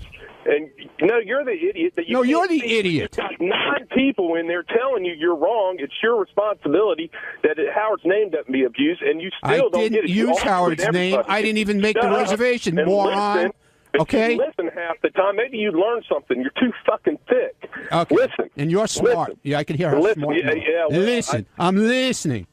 Okay, listen, midget. The bottom line is this. When everybody tells you you're in the wrong, you never listen. You just argue. Well, I'm and sorry. argue This time I was not in the wrong. Sorry. Yeah, Sorry. you are, because it's your responsibility if you're going to go somewhere that Howard's name's not abused. The bottom line, it's your responsibility. You don't get that? Do you not get that? Did I call and make the reservation? Did I say anything about Howard's name? If you go there, it's your responsibility. Bottom line. I'll go away. Gary, do you think that Joe's right, that even though Ronnie didn't do anything wrong, he bears some responsibility here? Well, if Ronnie went there with Tiffany, and Tiffany made a reservation, Tiffany said, I made a reservation for me for 8 people, and Ronnie has no idea, then it's not his responsibility. However, I probably, like I said, nothing's so important to me. When you had trouble getting in, I would have gone, you know what, we'll see you later then. Don't worry. Yeah, well, basically. But I wouldn't be, I wouldn't be, I'll bury you on the radio or Twitter. Why, if I'm treated like an animal, why not be, I mean, the guy could have took me, like I said on the air. He could have took us on the side and listened. This is not happening. I'm sorry. He didn't have to make a whole scene like he did. Well, he called me Saturday night to ask me if Howard was coming, and I said I don't know, but it doesn't sound. Howard's not a nightclub kind of guy, right? And but I think he was so sure that somebody was trying to pull a scam that he was angry, right? And so he shows up angry.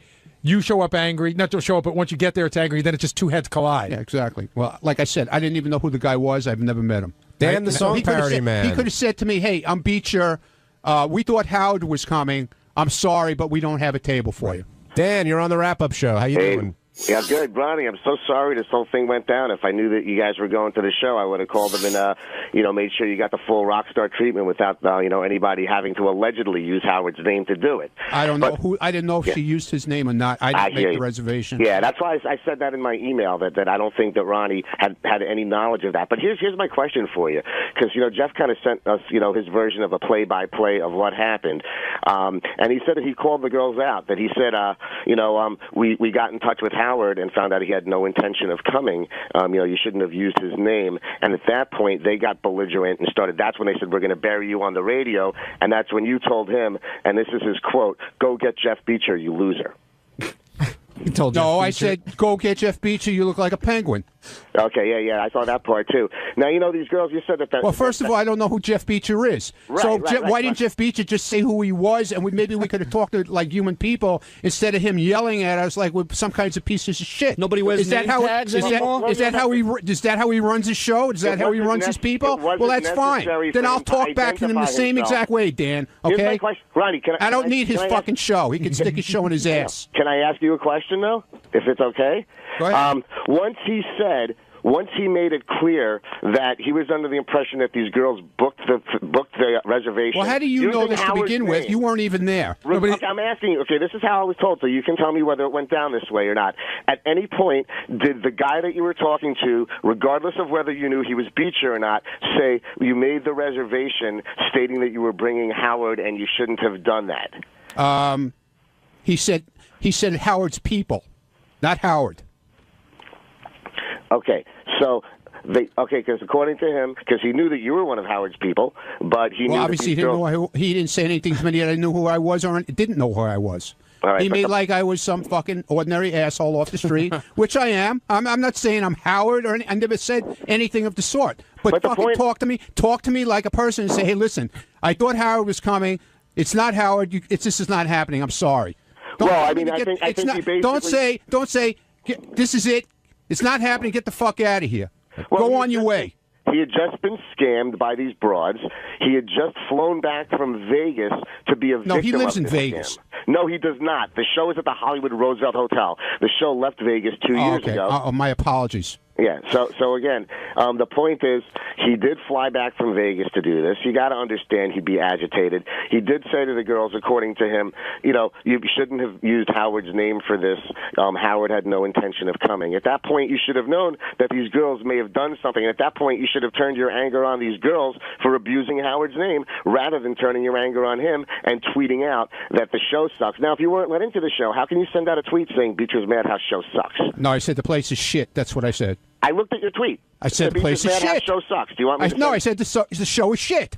That's what I said. Okay, so when you treat it like shit, you're going to put up something like that. The show is shit. Okay, the place is shit. But you're going to get treated like shit. The place is shit. Okay. That's an ignorant. You could have done a million different ways. Dan, if you were at the door, you would have maybe read it in a different way. You weren't there.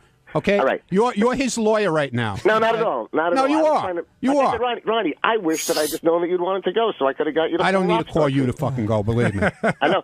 And I wanted to go. You obviously needed to call somebody because you didn't get it. Dude, I wasn't the one who even brought up the idea of going to that place. It was all the girls' idea, not mine. I had nothing to do with it. I was a guest in L.A. They asked me if I wanted to go to a show. I said, fine, I'll meet you at the hotel. That's all I knew. Never been to Beach's Madhouse, and believe me, I will never be there again. Hey, Dan, would the girls have gotten a table without Howard? Yeah, sure. I mean, maybe not as nobody. I mean, if they just called and identified myself, we're from Playboy Radio on SiriusXM.com. I'll use Playboy Radio from now on. Yeah, no, they're not on .com. They're on regular Sirius Radio. All right, thanks, Dan. Gary, I think Ronnie sounds like a victim of circumstance here. Yeah, it sounds like it was a bad communication all around. The question really becomes. It really comes down to, did the girls drop Howard's name saying Howard was coming, or did they drop Howard's name to try to get a better table? And either way, I don't think Ronnie was in on that, so it's really, he's taking a bunch of shit. Like I said, Ronnie, I probably wouldn't have fought with him. I would have just left. Now, Ronnie, the other thing that Howard brought up with you is on the plane ride there, you had all this locks, and Howard wasn't the first one served, and he said he was a little annoyed that it seemed like, What do you mean I had all this locks? Well, the girl put out everything out. On the way there, the girl made it like a buffet. You could take whatever you want. On the way back, she served the stewardess served in a different way. She came to everybody and asked. We were at the front of the plane. Howard was at the back of the plane. Now, it's not my decision who she serves. What do you mean? What does that got to do with me now? Because it sounded like today when Howard was describing it that everyone else was taken care of before he was. First of all, I was asleep. I didn't get served until after pretty much everybody else was served already. So I don't know what you're talking about, John. He's only talking about what Howard said today. I'm talking about what Howard said this morning. Don was sitting up front. Joe was sitting up front. I was sitting up front. Tony was sitting up front. Okay? I was asleep. I woke up. Everybody else had their food. Joe, Tony, and Don. I don't know if Howard had his food yet. I didn't know if he ate yet. Okay. When I woke up, she asked me, would you like something? I said, could I have some bagels and lox, please? And a pineapple juice. Once again, Gary, Ronnie seems like the victim of circumstance here. It can happen. It can happen twice. What? Yeah, like I'm gonna override Howard for food? Like I care? I need to have food first? I don't need to have food first. What about on the way over there? Was Howard trying to be all quiet and everyone was was there a party going on in the limo there as on the way to America's Got Talent? No. We had two separate cars. When Howard wants to be left alone, do people respect that, or does everyone kind of want a piece of On the first day of going over there, it was me in the back, Joe in the front, the driver, and Tony and Don Buchwald were in another car. So it was just you in the back with Howard? And I said nothing No to Beth? him. I said nothing to him. Where was Beth? Beth didn't go the first day. And the second day, she didn't go with us. She came later on in a different car. Could you tell that Howard was having a really good time doing the show while you were out there? He was really up for it. You could see he was all pumped up. He was in a great mood. He was talking to everybody. Usually when Howard's not comfortable, you could see he doesn't want to be bothered. You know, he was having a great time.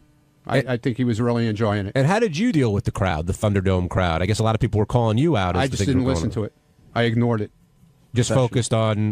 Just ignored it. And like I got girls putting out on Twitter yesterday. I was the girl 2 rows back behind Howard. I'm yelling at you. I want to get a hug from you. And I ignored them. You know, I'm not there to do that. I'm not there to get a hug. I'm not here to get phone numbers. Hugs are for after the show.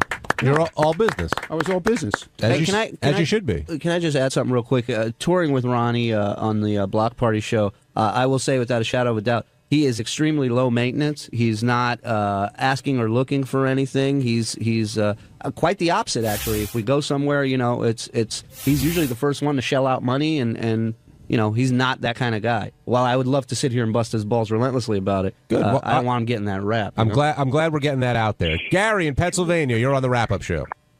Hey, good morning. Actually, before I make my point, I just wanted to say how much I enjoyed Memory Lane last week and all throughout the weekend. It was fantastic. You guys did a great job, and so did all the fans that picked the clips. Thanks. We have fun doing those, Gary. And also, I'd like to ask you guys, you know, Ronnie made a great point, you know, when he was getting his balls busted. Robin was chiming in, and he said, what about the new Robin? I thought you weren't going to emasculate. And as soon as he brought it up, I felt that she was over-cackling evilly, and that was emasculating. And I wonder if you guys agreed with that. And, Ronnie, do you agree with that? Well, let's ask Ronnie first. Ronnie, do you feel like Robin was emasculating you during that? So Robin has a certain way, when she gets on somebody, you could tell by her face whether she means it or not.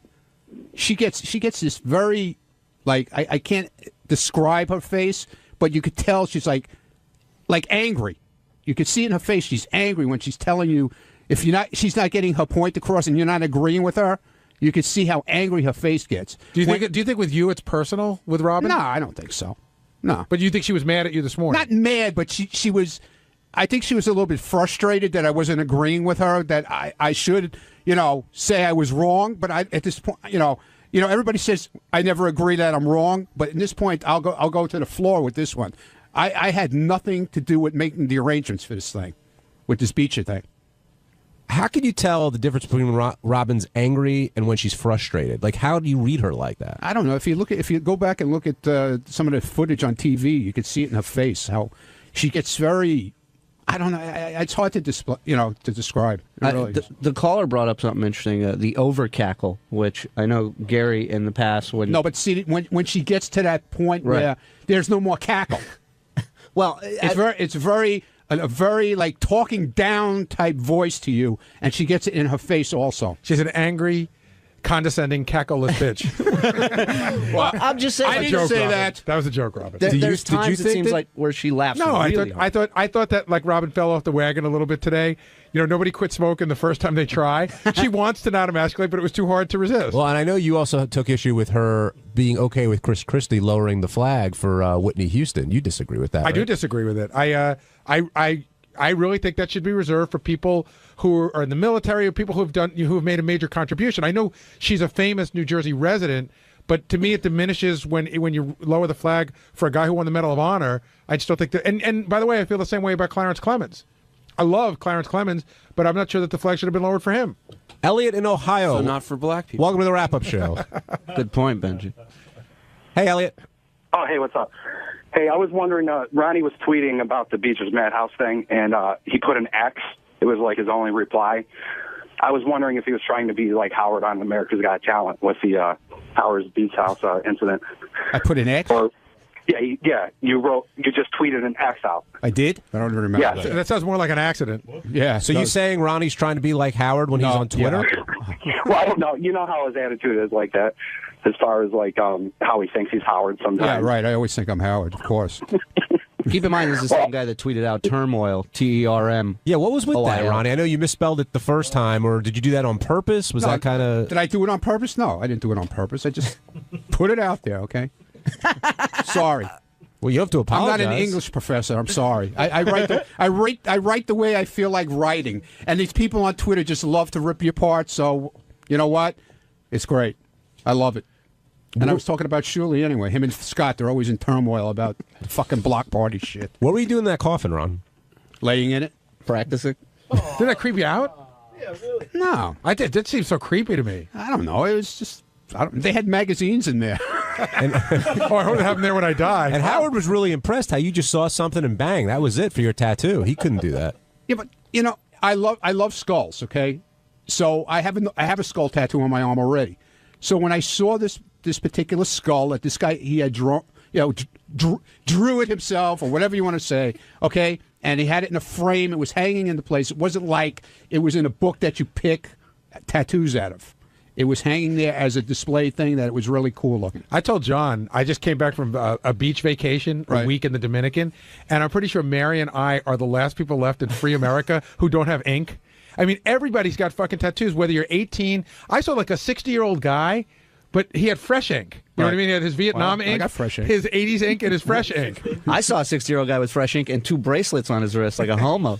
Standing right next to me. When did you get your first tattoo? How long ago was that? Howard bought me my first one. That was 15 years ago, at least. And now he bought you this one as well. It could be my last.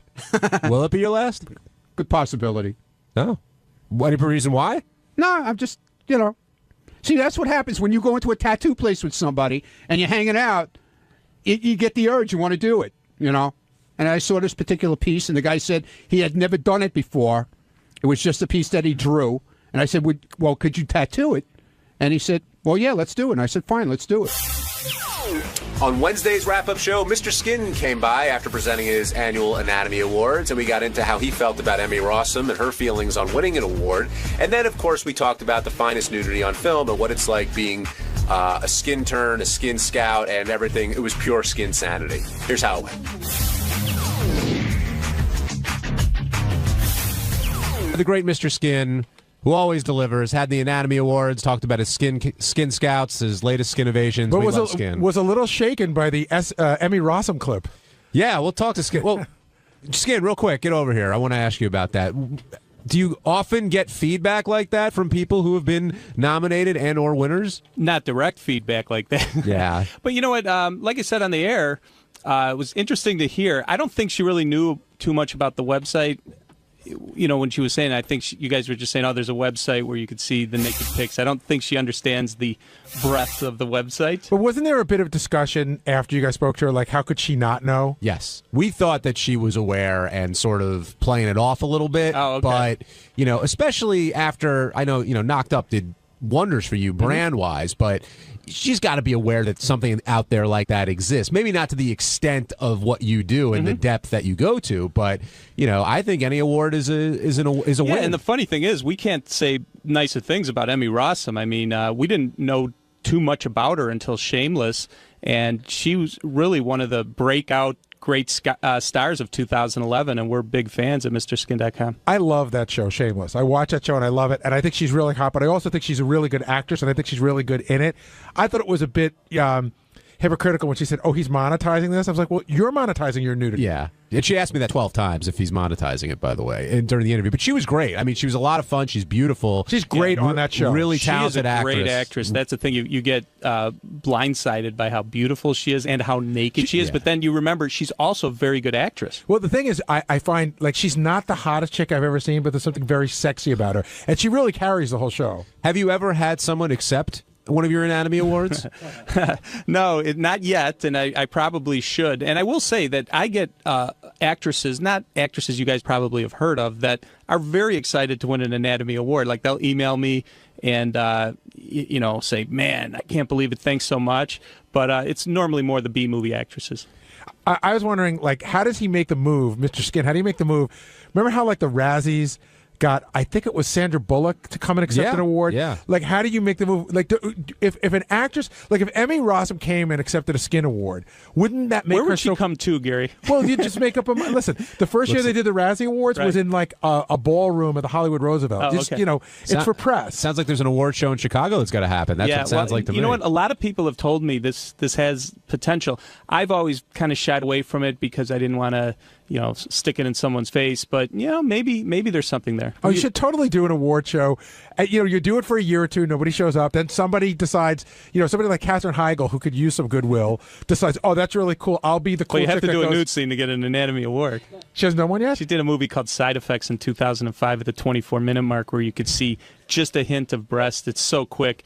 But, she didn't get naked and knocked up, which is almost impossible. Right, because she's getting knocked up. Yeah, right. But you're celebrating their talents. You're not, 100%. That's what I said on the air today. Is like all we do is praise it. We're like, guys, she's beautiful. She's awesome. Check out the show. Check out the nude scenes. It's fantastic. It's funny because we use this site a lot for the show, and I remember when we had Eliza Dushku on, we talked about Nude and the Alphabet Killer. She did this nude scene that I think she's a lot of fun. She's a great guest on the show, but she goes to her locker to change. She takes her shirt. It was a gratuitous scene. Yeah, and I think we said it was gratuitous, and she turned around. She's like, "That was totally needed for the script. Have you ever seen it? Is it needed?" Well, let me just put it to you this way: the word or the movie name Alphabet Killer would never enter any of our minds unless she did that nude scene in the movie. So it was needed. Yes. But I do have a question for you. And Steve Brandano pointed this out. It seems like you're trending more and more towards TV versus movies. It's a not lot me. of TV awards. It's not me. It's just the way things are. I mean, if you look back in the 80s, all the nudity came from movies. There wasn't TV shows. Then the 90s, you started to have like Dream On and a couple other shows.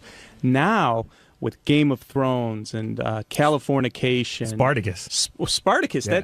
Spartacus exists just for nudity. It's fantastic. It's on the Starz Network, and that's a big pull for the Starz Network. And it's a great thing because there's still nudity in movies, not as much maybe in the 90s or the 80s, but when you couple it with all the television nudity combined, it's better than nudity has never been better than it is now. And by the way, a pioneering show he mentioned, Dream On. Yes. Dream On. There was one scene per Bankable. show that was like a slam dunk, hot chick riding him with her tits bounced. Catherine Bell, before she was famous, had a topless scene on Dream On. Would blow you away. We have that at our website. I've We went seen and it. taped all those episodes and have that. The Dream On was one of the best sources for skin. Even like Courtney Cox before she was on Friends, she wasn't nude, but she was. I in remember lingerie. that one. It was a great episode where she invites both the guys back to her room she's going to fuck both of them.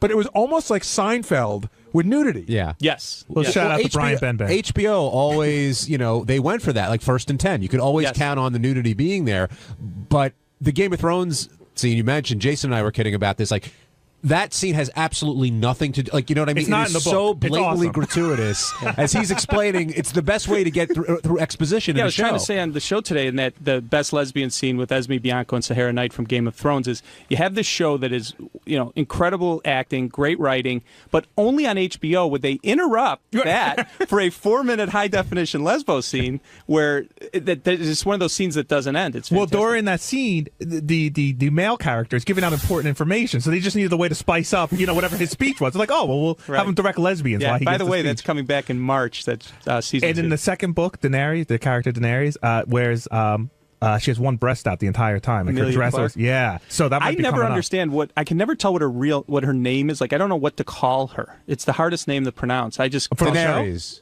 How do you pronounce it? Daenerys.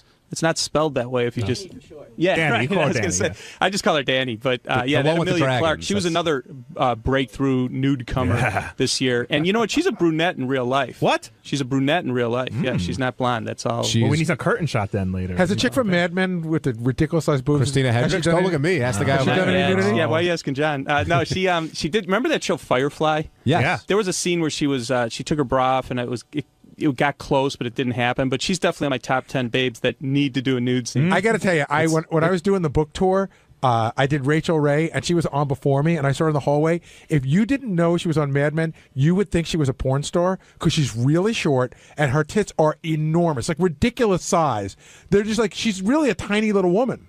If you go to IMDb whenever they have a red carpet event, you know, that you talk about the sex cell, they always put Christina Hendricks on the front page of IMDb with her huge cleavage. Yeah, but they always put her on because she always has her tits out.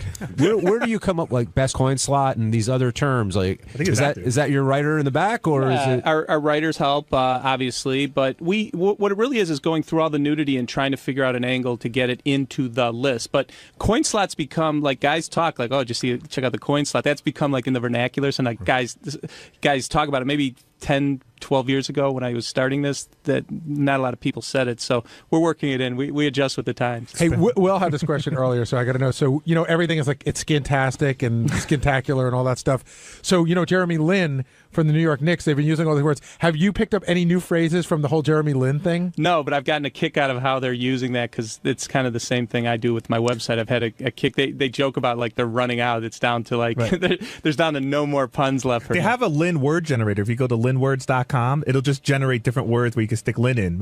It's funny. I was waiting for Skinsanity today. I figured that was going to come with the Jeremy Lin, but I love when you do those puns. Steve in Boston, you're on the wrap-up show. Hey guys, how you doing? Good. Excellent. Great to talk to you, Mr. Skin. Very nice to finally get through to you. And I just had a question about a female actress. Okay, you got to forgive me because I don't recall her name. Amazing breasts. Okay, but she was in Godfather Part 2. Maybe Gary, you may be able to help me with this. In Godfather Part 2, she was the girl in the theater up on stage that they went to see. What, in Cuba? No, when they were young, when De Niro. De Niro, yeah, in Little Italy, they went to that opera. The guy was singing. Oh, right. And there was a woman on stage too. But I don't know. If you had a name, I could help you out. You know, I've been looking online. I think her name is Laura Loins. I'm really not sure. I thought he was going to talk. Sounds like a stripper. I got to tell you, I thought he was going to talk about one of the great all-time first set of breasts I saw as a kid. Was Michael Corleone's wife in Italy. Simonetta Stefanelli, yeah. Those are awesome. Yeah, she just takes that top off and just stands there for him to look at. And they're crazy because it's 1974, so they're real. Oh, yeah. They party hat look to them, too. They were pointy. Don't you hate in period movies now when you see a girl with fake breasts? It totally throws me off. You know, if someone took off their top in Boardwalk Empire and had fake boobs. They're having problems with these movies or TV shows like Spartacus and Mildred Pierce that they did the miniseries where when you do a full frontal scene, you can't have the hardwood floors anymore. So these girls either have to grow out the bush or wear a merkin for the scene. Which makes it tough on us because I can tell body double, but merkin sometimes that's tough to tell. Major nudity news on the show today that I just want to find out more from you. So you said that Leslie Mann in the movie The Change Up, she had her boobs CGI'd in post-production. It was something we were very down on at our website because what was so bad about it is the fact that if you were sitting in the theater and saw that, you'd go, oh my God, what a rack. Right. The problem is it wasn't her. So at our website, we call that non-nude. Yeah. That's something we're going to see more of in the future. It's happened a few times, but not a lot. But in the future, you know how just like I say it's a body double, I'm going to have to say if it's CGI or real. What tipped you off that it was CGI'd? It was all over the boards and people Do in they the dispute industry. it? No, they made coy little remarks about I've never looked better. Why did you haven't? Well, I don't understand. Like, what's the point of getting an actress to get topless if you're just going to put fake boobs over her? Like, I don't even understand the point of that. Maybe they couldn't find a better actress with better tits.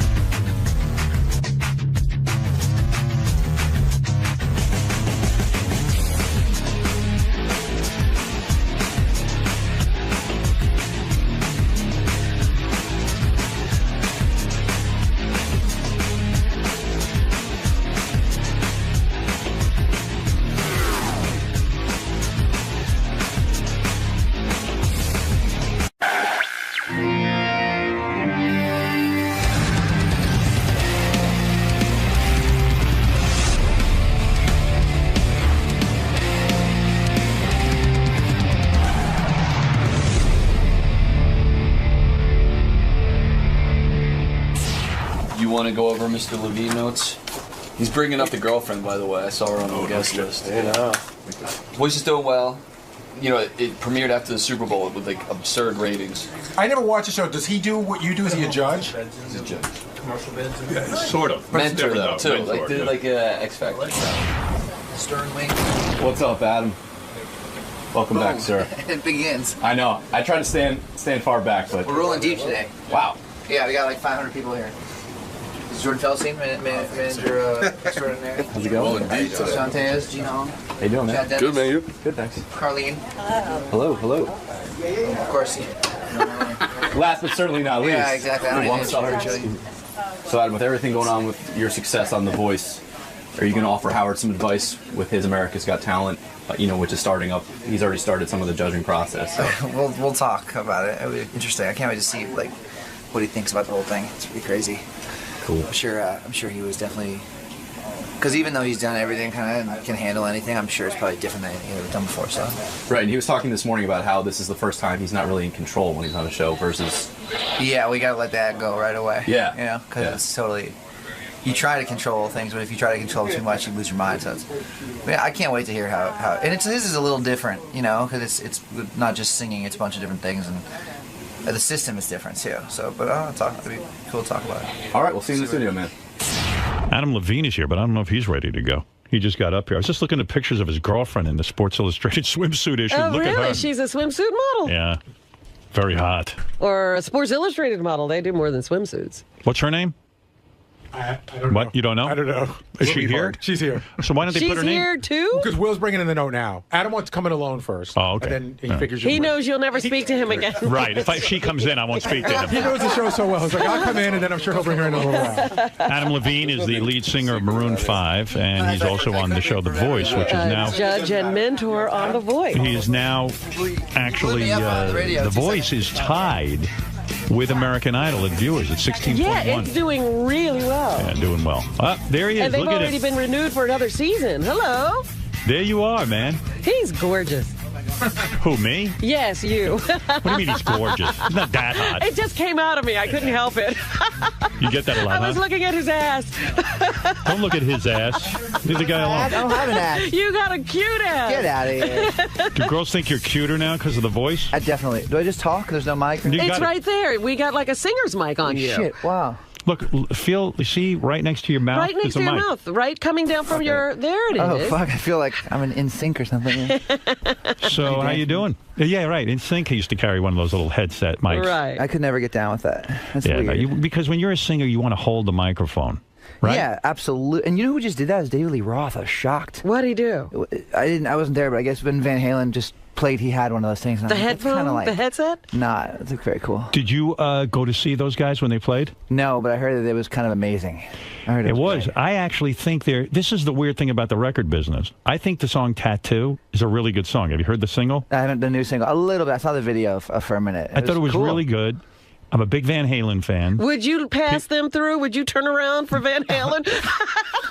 Come on. I would. Of course I would. Well, I love Ross, too. He was like... Yeah. He's just so amazing, you know. He still sounds great, too. He sounds really good. And the song Tattoo is great. I but keep singing it over and over again. It's a great song. They always make me happy. I love them. But I was reading that the new album or the new single, like no one's buying it, no one cares, no one is paying attention, and... That's the music industry. It's just, man, you know what? God bless them. They've been doing it forever. You know what I mean? So it's like... It's tough, dude. I mean, it's just tough. It's tough for anyone to do it. You know, it's weird. I used to look at rock stars and think, oh my God, that's the one job I'd always want. And now sort of there's been a shift in my psyche because I look at it and I go, what a horrible life, because there's no guarantee. No, it's a great life. Don't get me wrong. If you get it. If you get it. But it's almost impossible to maintain it. And it's like, listen, man, it's so fun. I mean, I have to disagree with you because a lot of people don't appreciate what they have got, regardless of what they do or how successful they are or not. You know, I think the key is kind of if you can make yourself happy in any situation. Because I remember some of the best times in my life, I was like totally broke and, you know, wanted to be a musician, and that was my life and my passion. It's always been the same thing. Right. And this has all been obviously crazy and incredible, but it's hard. I appreciate it, you know, and if I appreciate it, it's really fun and it's easy to manage, even though you're busy all the time and it's crazy. I know you appreciate it, but it used to be very different. Like with Maroon 5, with the amount of hits they've had, and the touring and stuff, the record industry used to be so powerful that you would still you would put out an album. Like I read you're worth $15 million. Now I don't know if that's true or not, but if you were putting out records 20 years ago, you'd probably be worth $80 million. Yeah, you'd put $150 million. Yeah, you have to relate it to like back in the day music business compared to now music business. Right. I mean, it's funny because it's so crazy. I mean, people used to have. I mean, if you were like a low mid-level band, you like definitely had a plane. Right. It was crazy, and it was so bloated and completely out of control. I mean, it's kind of better in a way because you're dealing with music. Right. So the fact that it got so out of control and people made a lot of mistakes, people died, and it was really excessive. And so, in a way, I feel like we're in an advantage being in it now because we can control it more. I feel bad for people, young people who are like, sort of now just getting into the music scene because I wouldn't know what to do. I know. I remember, like, as a kid, I worshiped bands. I mean, and I worshiped the cover art on the album. I loved the whole. I knew everything about a band. Now it's kind of like everybody's interchangeable, and it seems like it's tough. It's just tough. Yeah, the top of the charts just changes all the time, and you could have one big hit and then you're gone.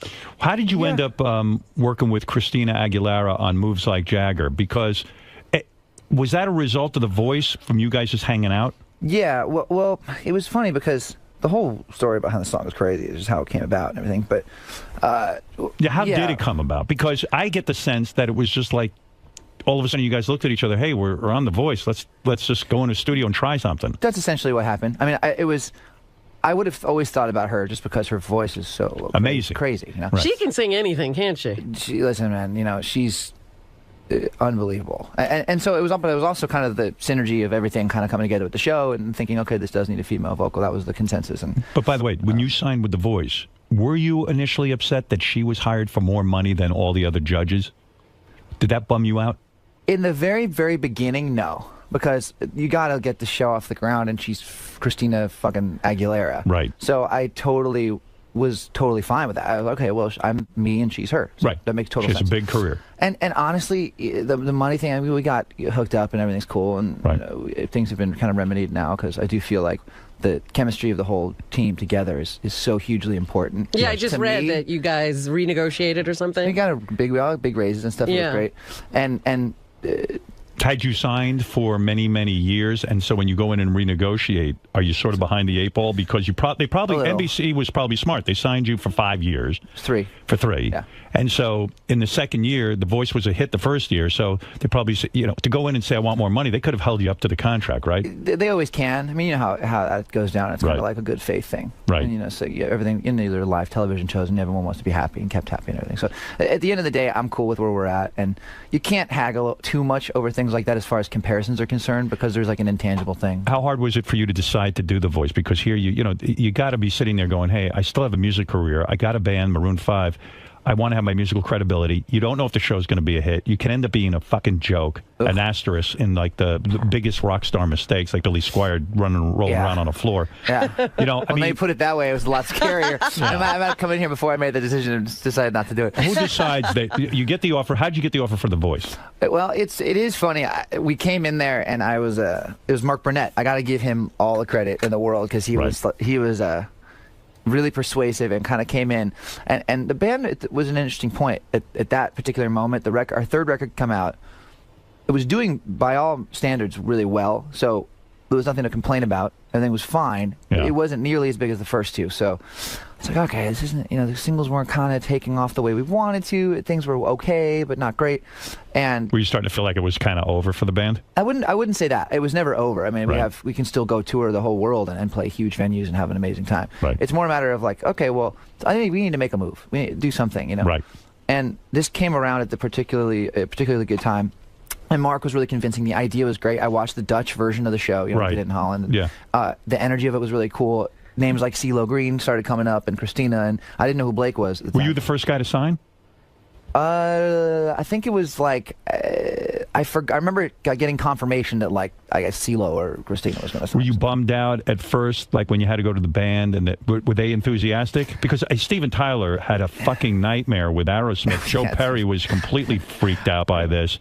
It wasn't like that. I mean, it was. There was skepticism, definitely, but it wasn't like, I don't think anybody was saying, "Oh God, you're gonna ruin all of our rock credibility." Maroon 5 is like, we're not. But I mean, but since you're on The Voice, and you're now tied with American Idol in the ratings, 16.1 million viewers, which is awesome, right? I bet you never expected that. No. I find the show better than America's Got Talent. It's a little more fun. American Idol, you mean? American Idol. It's not better than America's Got Talent. Yeah, Nothing's better than America's Got Talent. Let me tell you, I just did my first taping of America's Got Talent. I was going to ask you, It was so fucking fun. I've never had more fun in my life. Really fun, right? It is insanely fun. I knew you were going to love it. It's so funny because when I knew I was coming in here, I was thinking to myself, we got to talk about that whole experience. Yeah, we're going to get to that. Yeah. But getting back to this, you go to the band. Yeah. And you've got to say, look, I'm going to now be a judge on a reality show. They don't know what The Voice is, this and that. So some of the guys are freaking out. For a coach over at The Voice, it's a coach. Right, coach. Oh, they tell coach. You. Yeah. But hasn't it been? I have to think that this has been huge for Maroon 5, right? Like a revival of sorts. Absolutely. Well, listen, it's funny because doing the show was kind of like the Jagger tune, right? It was, and they actually came at the same time, which was funny. But basically, it came down to this. I've been doing this for, really 18 years in this band with these guys. Right. 10 years of just unbelievable success. And we were at a point where it was a crossroads of sorts. And so we thought, okay, let's just do these two things that could either, it was almost like there was no middle ground. It was like either this is going to catapult us into the stratosphere in a way like never before. Right. Or it's going to suck, and people are going to think we're assholes. And how dare you write a song about Mick Jagger, you shithead. Yeah, right. And the show tanks, and I want to kill myself. Right. It was like there was only really two options, and I'm really happy that it worked out. The song kind of evolved because at that point, like right in the beginning, you're saying, hey, as long as I'm doing the show, I might as well do something with Christina Aguilera. So you approach her? Well, it was a delicate thing. Basically, I keep saying his name because, in all honesty, he was so... Mark Burnett was so instrumental in a lot of this. Even getting the song together? I'm just saying, no, yes. Well, I played him the tune. My car someone in my car died. One day we were shooting You wrote the song? Auditions. I co-wrote the song with about 500 other people, which I'll tell you about later because that was a first for me. Right. I'd never done that before. But I got in the car. He gave me a ride home, and I was like, "Hey man, check this song out." I was really pumped and excited about the song, and he thought, "Oh my God, we got to do this on the show." Blah blah blah. And so it kind of started with him being a huge champion of the song, which was awesome, and saying we got to do it on the show, but we got to do it with another coach and stuff. And the producers and writers and we all talked about it being a female vocalist on the thing. So hey, okay, obviously we know our choice. So is Christina tough to get to do this song? I mean, because it seems like she plays hard to get. No, she was like, yeah, cool. She goes, cool. I was gone. I was in like, oh shit. Sorry. Do you go in the studio with her, or you do it separately? No, well, this happened usually. Absolutely, I like to always be there. But she was in the States, or she was in LA, and I was in Asia or something. And so we kind of talked for a minute, and she did. I knew what she, like I said, what's she gonna screw up? She's Christina. This is a sensitive subject with women, but why do you think she got so heavy? Is she upset? Is she what? She used to be so fucking hot. What is that? To tell you the truth, man. And her clothes are too tight. Right? Am I right or am I wrong with this, Adam? Clothes are tight. She likes to wear tight clothes. Yeah, but she's clearly when you're she clearly likes to talk woman, about being comfortable being a woman and snapping her fingers and doing the whole thing. Yeah, but when you're plus size woman, you can't wear the tight clothes anymore. It's just not I don't think she's plus size. She's yet. plus size. Yeah, I wouldn't go that far actually. You don't even know what a plus size is. Oh, I do. Yeah. I mean, I know. Robin, do you think she's over a 12? She's over a size 12. Adam, what size is she? I'm keeping my fucking mouth shut. You got She's something a good little going. girl. She's not a 12. She and I have had, obviously we've been at odds a little bit, but she and I are cool. I was going to tell you, I was like, we don't spend that much time together. Like a lot of it's But the odds, this is a funny thing you bring up because now I'm on America's Got Talent. And I walked in. I've spoken about it for about an hour and a half this morning. How much fucking fun I've had, and the fans are going to come in. We have this audience, so it's great. It's like the Thunderdome in there, and it was just a blast. And I really enjoy my co-judges, Howie Mandel and Sharon Osbourne, and. Well, Sharon probably. Both of them really. I know them really well, and we just had a blast. So I'm thinking. The rumor was that Christina would come in and then make you guys wait for like hours or something. And that would make me, I would go mental. I did a little in the beginning. I did in the beginning. It drove me crazy. How do you deal with that? You just don't, it doesn't bother you anymore. First of all, she's still doing it? Well, first of all, let me back up a second. She hasn't changed. Hold on a minute. Let me back up a minute so I don't get myself in trouble. She was eating. No, stop it. I'm kidding. She, in the beginning, she was late and shit, and then she stopped doing it, and it wasn't a big deal. It was over. It was fine. It wasn't. Did you talk to her? It doesn't happen anymore at all. Did you talk to her about it? I didn't really. She and I had like, you know, a thing in the beginning where it was a little. Sexual tension? No, not sex. And by the way, everyone says that. No, not at all. You don't think she's into you? That was never. Absolutely not. That was never part of anything. It was more just like we bickered, but it's done, and she's cool, and we're cool, and like, and she's never late anymore. When you bicker because now that I'm on one of these shows, I totally get how closely you work with everyone. Yeah. If you bicker, someone's got to come in and sort of broker this thing and help to negotiate the peace. I mean, yeah, probably. I mean, listen, it never got to the point where it was so. Also, well, the difference though between the two shows that we do is that on our show we're competing for someone to be on our team. Yeah, it's a weird. That's a lot more gnarly. And I guarantee you there would be a lot more bickering if you guys were doing that. Oh, we had plenty of bickering. Yeah, we sure. really did. I love the fact that you all know each other too, and you're all so cool. It seems like we had instant. You guys had to get to know each other, didn't you? You didn't really know. I knew 𝗧𝗵𝗲. I had met 𝗧𝗵𝗲 a few times. He's the friggin' best dude. Seems like a good dude. Has he been here yet? No. I don't think so. Maybe you gotta get him in here. Yeah, he'll be great here. Yeah. Yeah, he seems like a genuinely nice guy. The country guy seems nice too, but I don't like his music. I didn't know Blake at all. I was when I first signed up for the show, I was when Blake Shelton's going to do it too. I was like, cool, like who's that? Here's what I love so much about that guy. He should come in here too. You'd have a blast with him because he kind of. I think he benefited the most from the show because no one knew who the fuck he was. I think we all benefited a lot. No, I'm saying but no one necessarily knew. He was a country guy. He was very kind of in that insulated like country world, but. What I love about Blake is that he totally demolishes all stereotypes about country artists. Right. Super liberal. Really, I mean, he hunts and shit, which is crazy. But he like sends me pictures of shit he kills. To do that, yeah. He'll send me pictures of like, a skunk with an arrow through its head. He'll like text it to me. I'll be like, dude, come on, man. Oh, wow. Come on. Are you friendly with these guys now? Would you get together with them outside of the show? So close. Like, really? And obviously, like with guys, it's different. Christina is a little more guarded because she's a girl and she's the only girl. So she's the one that's separate from you guys. But New Year's Eve, you were with Blake Shelton, his wife, and Kelly Clarkson was in that Kelly group. Clarkson, yeah. Where do you go New Year's Eve to be together? We were in a funny place on New Year's Eve. We were in Tisha. Where the fuck were we? Can someone tell me where were my friends you? are all in there? You don't know you're like me. You don't know where you are. I never know where I am. Right. Like Houston or just outside of Houston or somewhere in Texas. This was at his home? No, we did a show at a casino. It was just like kind of a money gig. I see. But what do you mean by a money gig? Like a gig that we would not necessarily go out of our way to play on New Year's Eve unless we made a lot of money. When you say a lot of money, everyone gets what, $1 million? I'm not gonna tell me. I'm comfortable with it. A bunch of dough. I'm comfortable with you telling me. It was a very, very lucrative show. Let's just leave it at that. Is it $1 million? Less. Less. But a lot still. But over 500,000. I mean, it's a bunch of dough. Let's go on. Wow. Come on. What are you worth now? Like $1 billion. Are you worth over $15 million? like $7. Right.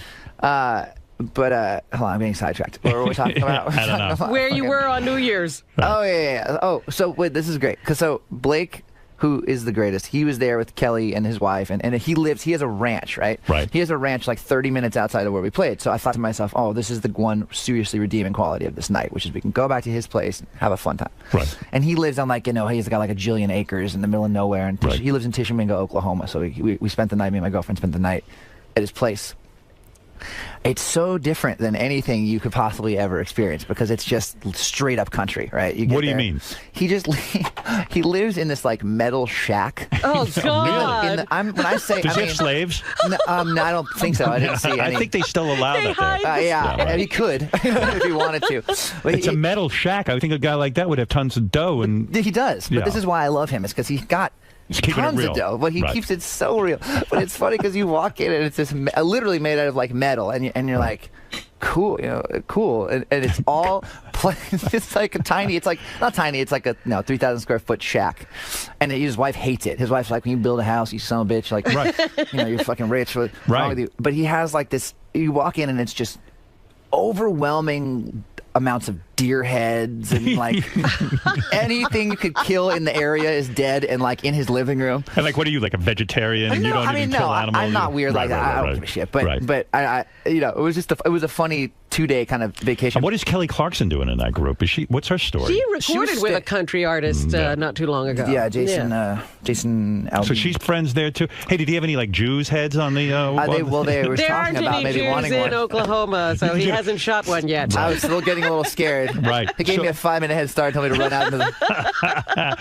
So Kelly Clarkson's in with that group? Yeah, well, Is she a was cool staying. chick? She's great. She's Yeah. super great and so talented. What do musicians do when they hang together? Do they ever do a sing along, or do you ever start jamming all of a sudden? Most of the musicians I know actually don't like to do that. Right. I mean, sometimes it's kind of if someone ever does, it's super like uncomfortable. Does anyone ever say, "Hey, hey, we're all sitting here. Let's write a song and market this thing"? Does anyone? That doesn't happen, right? It has to be really. I think that what happens with musicians is that they have to kind of. And by the way, Miranda, Blake's wife, is amazing. What do you mean amazing? Incredible singer, incredible singer. Right. But yeah, I think it's like everyone is so delicate and like doesn't want to kind of infringe on someone else's. Doesn't want to be not cool and kind of do something that's going to make them uncomfortable. Does Kelly Clarkson have a boyfriend, or is she just hanging out? Idea. I don't. She was there solo. She was staying at their, country estate retreat, doing something. Oh, she was on the show. That's what it was. She was on the show, so she was like a mentor. She was like a guest. I see. And she too let her weight go. What is with these girls? Slimmed down. She looks good on the Grammys. Christina or Kelly Clarkson? I'm not. Go ahead, Adam. I don't know. I'm bowing out of this conversation. Come on, man. Get some fucking balls on you. Let's get into it. Who's heavier? Come on. It's so easy. I was coming here today, and I was like, all right, don't get trapped into these. No, but when you're in listen, you're a mentor.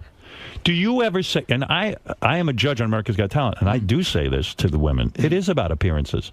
There was a comedian audition. I can't give away too many details, but listen, I talked about appearance. Well, again, on The Voice, it is all about The Voice. I was so excited to watch you on that show. It's so fun. I mean, the show was cool. I had never really seen it. Right.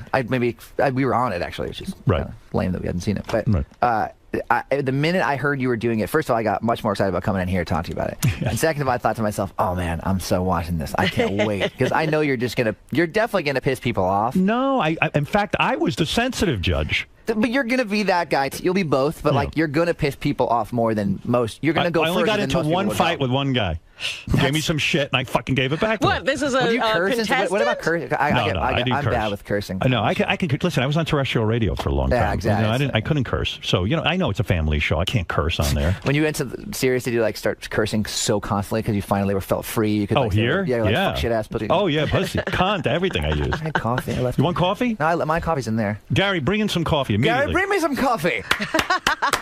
Hurry up. I'm just kidding. No, he's got it. It's in the other room. It's in the other room, the green room. So where was I? So we were talking about New Year's Eve. You don't get together and you don't. Thanks, there. sir. Oh, what do you drink? A black? Yeah. Nice. That's a real man. Yeah, man. I like to see that. I mean, it is iced. But. So when you go on The Voice, all of a sudden, things blow up because, I've had you on the show many, many times. Maroon 5, certainly a big success, and you were always a fabulous guest, and I always knew that. And, I actually get a little bit territorial. When I saw you on the show, I went, you know what, I fucking had that guy on 1,000,000 times. Now all of a sudden they're putting him on TV. I get a little jealous, maybe. Jealous? I get a little bit jealous, maybe. Championing me before I think this so. all happened. But, so you get on there. Has life changed a lot for you now and for the band? Drastically. And that's the weird thing about it was we get on the show and it was almost as if, we were big. Right. we had this whole career where it was like I thought it was almost in a weird way I wasn't nearly as big as I thought I was. Right. Because then this fucking thing happens and I'm like, and you're huge. Well, what's the difference? You walk through an airport and people now all recognize you, and 16 million people watching that thing. Who's watching it, by the way? Is it little kids? Is it mostly women? Kind of everybody. The feeling that I get. I mean, we live in a bubble, obviously, being in LA or New York. But right. I feel like it's a pretty wide range of people watching, and there's I feel like there's other kinds of famous, and then there's TV famous. Right. It's a whole other fucking thing that is kind of something I need to figure out and learn how to deal with. I said even Howard is going to go through a certain amount of that. You're going to hate it. I don't go anywhere, so it's fine. But even when you do, you're going to notice it because it is different. What is it you hate about it? The paparazzi? I don't want to be one of these guys that complains about it because it's not something to complain about. Right. But it's something that you need to kind of observe as like a different thing that happens to you, and you got to, kind of. What happens? Prepare me for this so-called TV fame. No, it's not like like I said, I'm not lamenting it or anything. I'm just saying it's. I'm looking forward to it myself. It's very flattering, yes. just the fact that everyone wants to, take their picture with you and stuff, but. it can be a little invasive. So do you ever sit there and say to them, listen, no pictures now, it's I'm eating dinner, or you don't want to be a prick? I mean, it depends what you're doing. If you're sitting eating dinner or something like that, I'll be like, Are the paparazzi now chasing you? I wouldn't say they're chasing me, but they're around. They're more much aware more of you. often. Yeah. Right.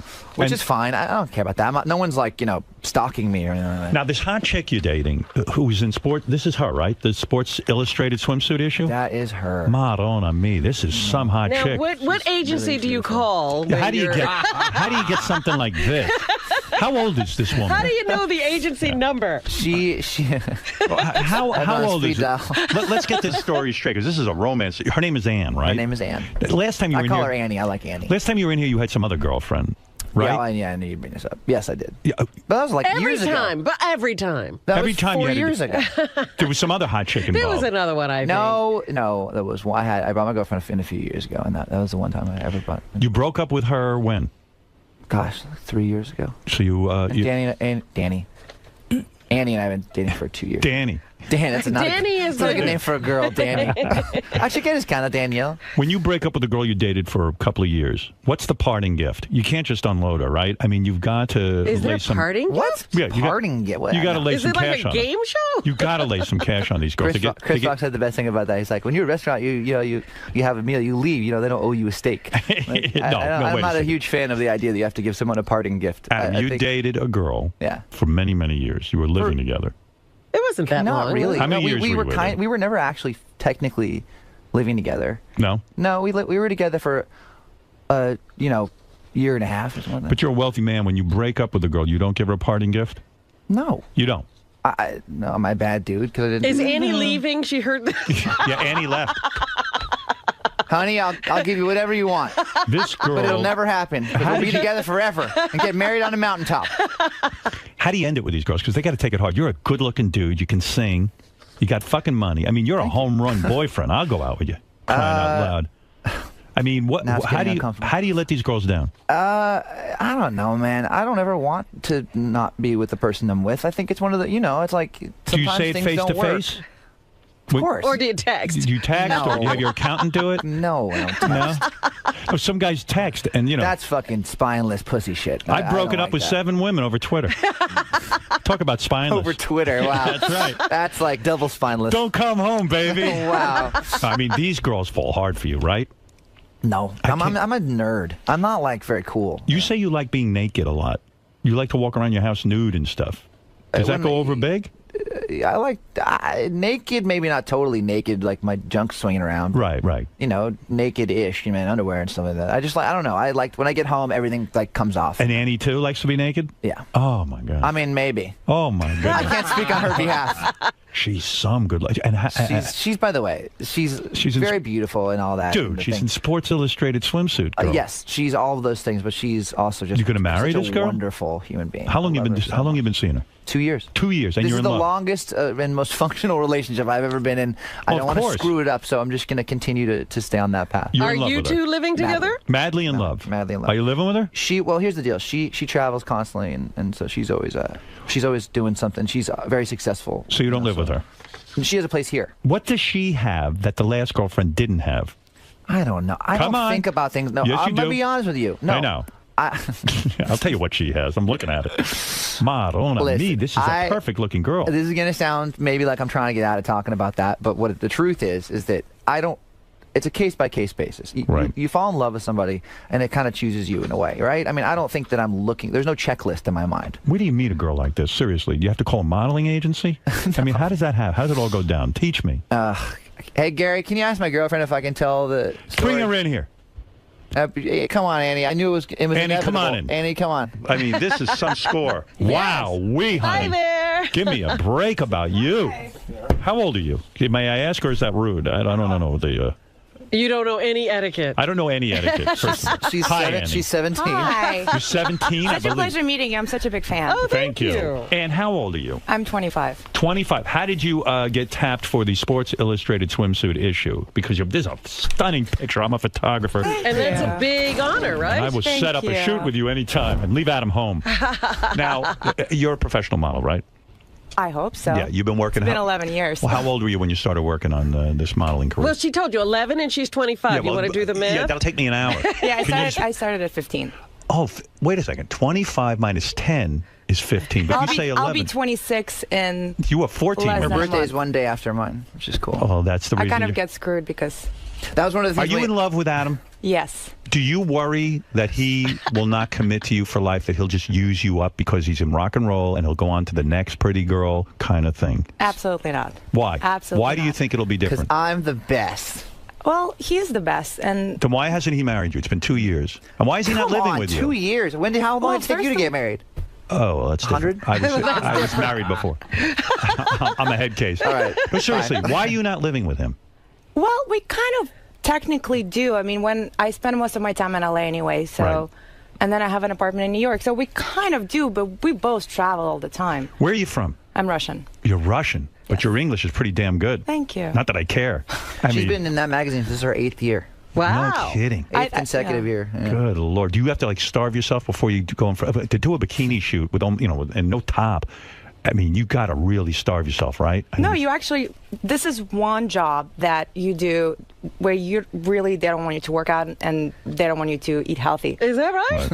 It's honestly, it's kind of a dream come true because you literally get in there and they like give you a huge donut and they're like, enjoy. Really? I mean, that's a good job for Christina. They like their girls curvy stuff. I'm just kidding with you. Come on. They do. But I mean, I'm very kind of critical about myself, but I feel like I have like a pregnant belly in every single picture over there.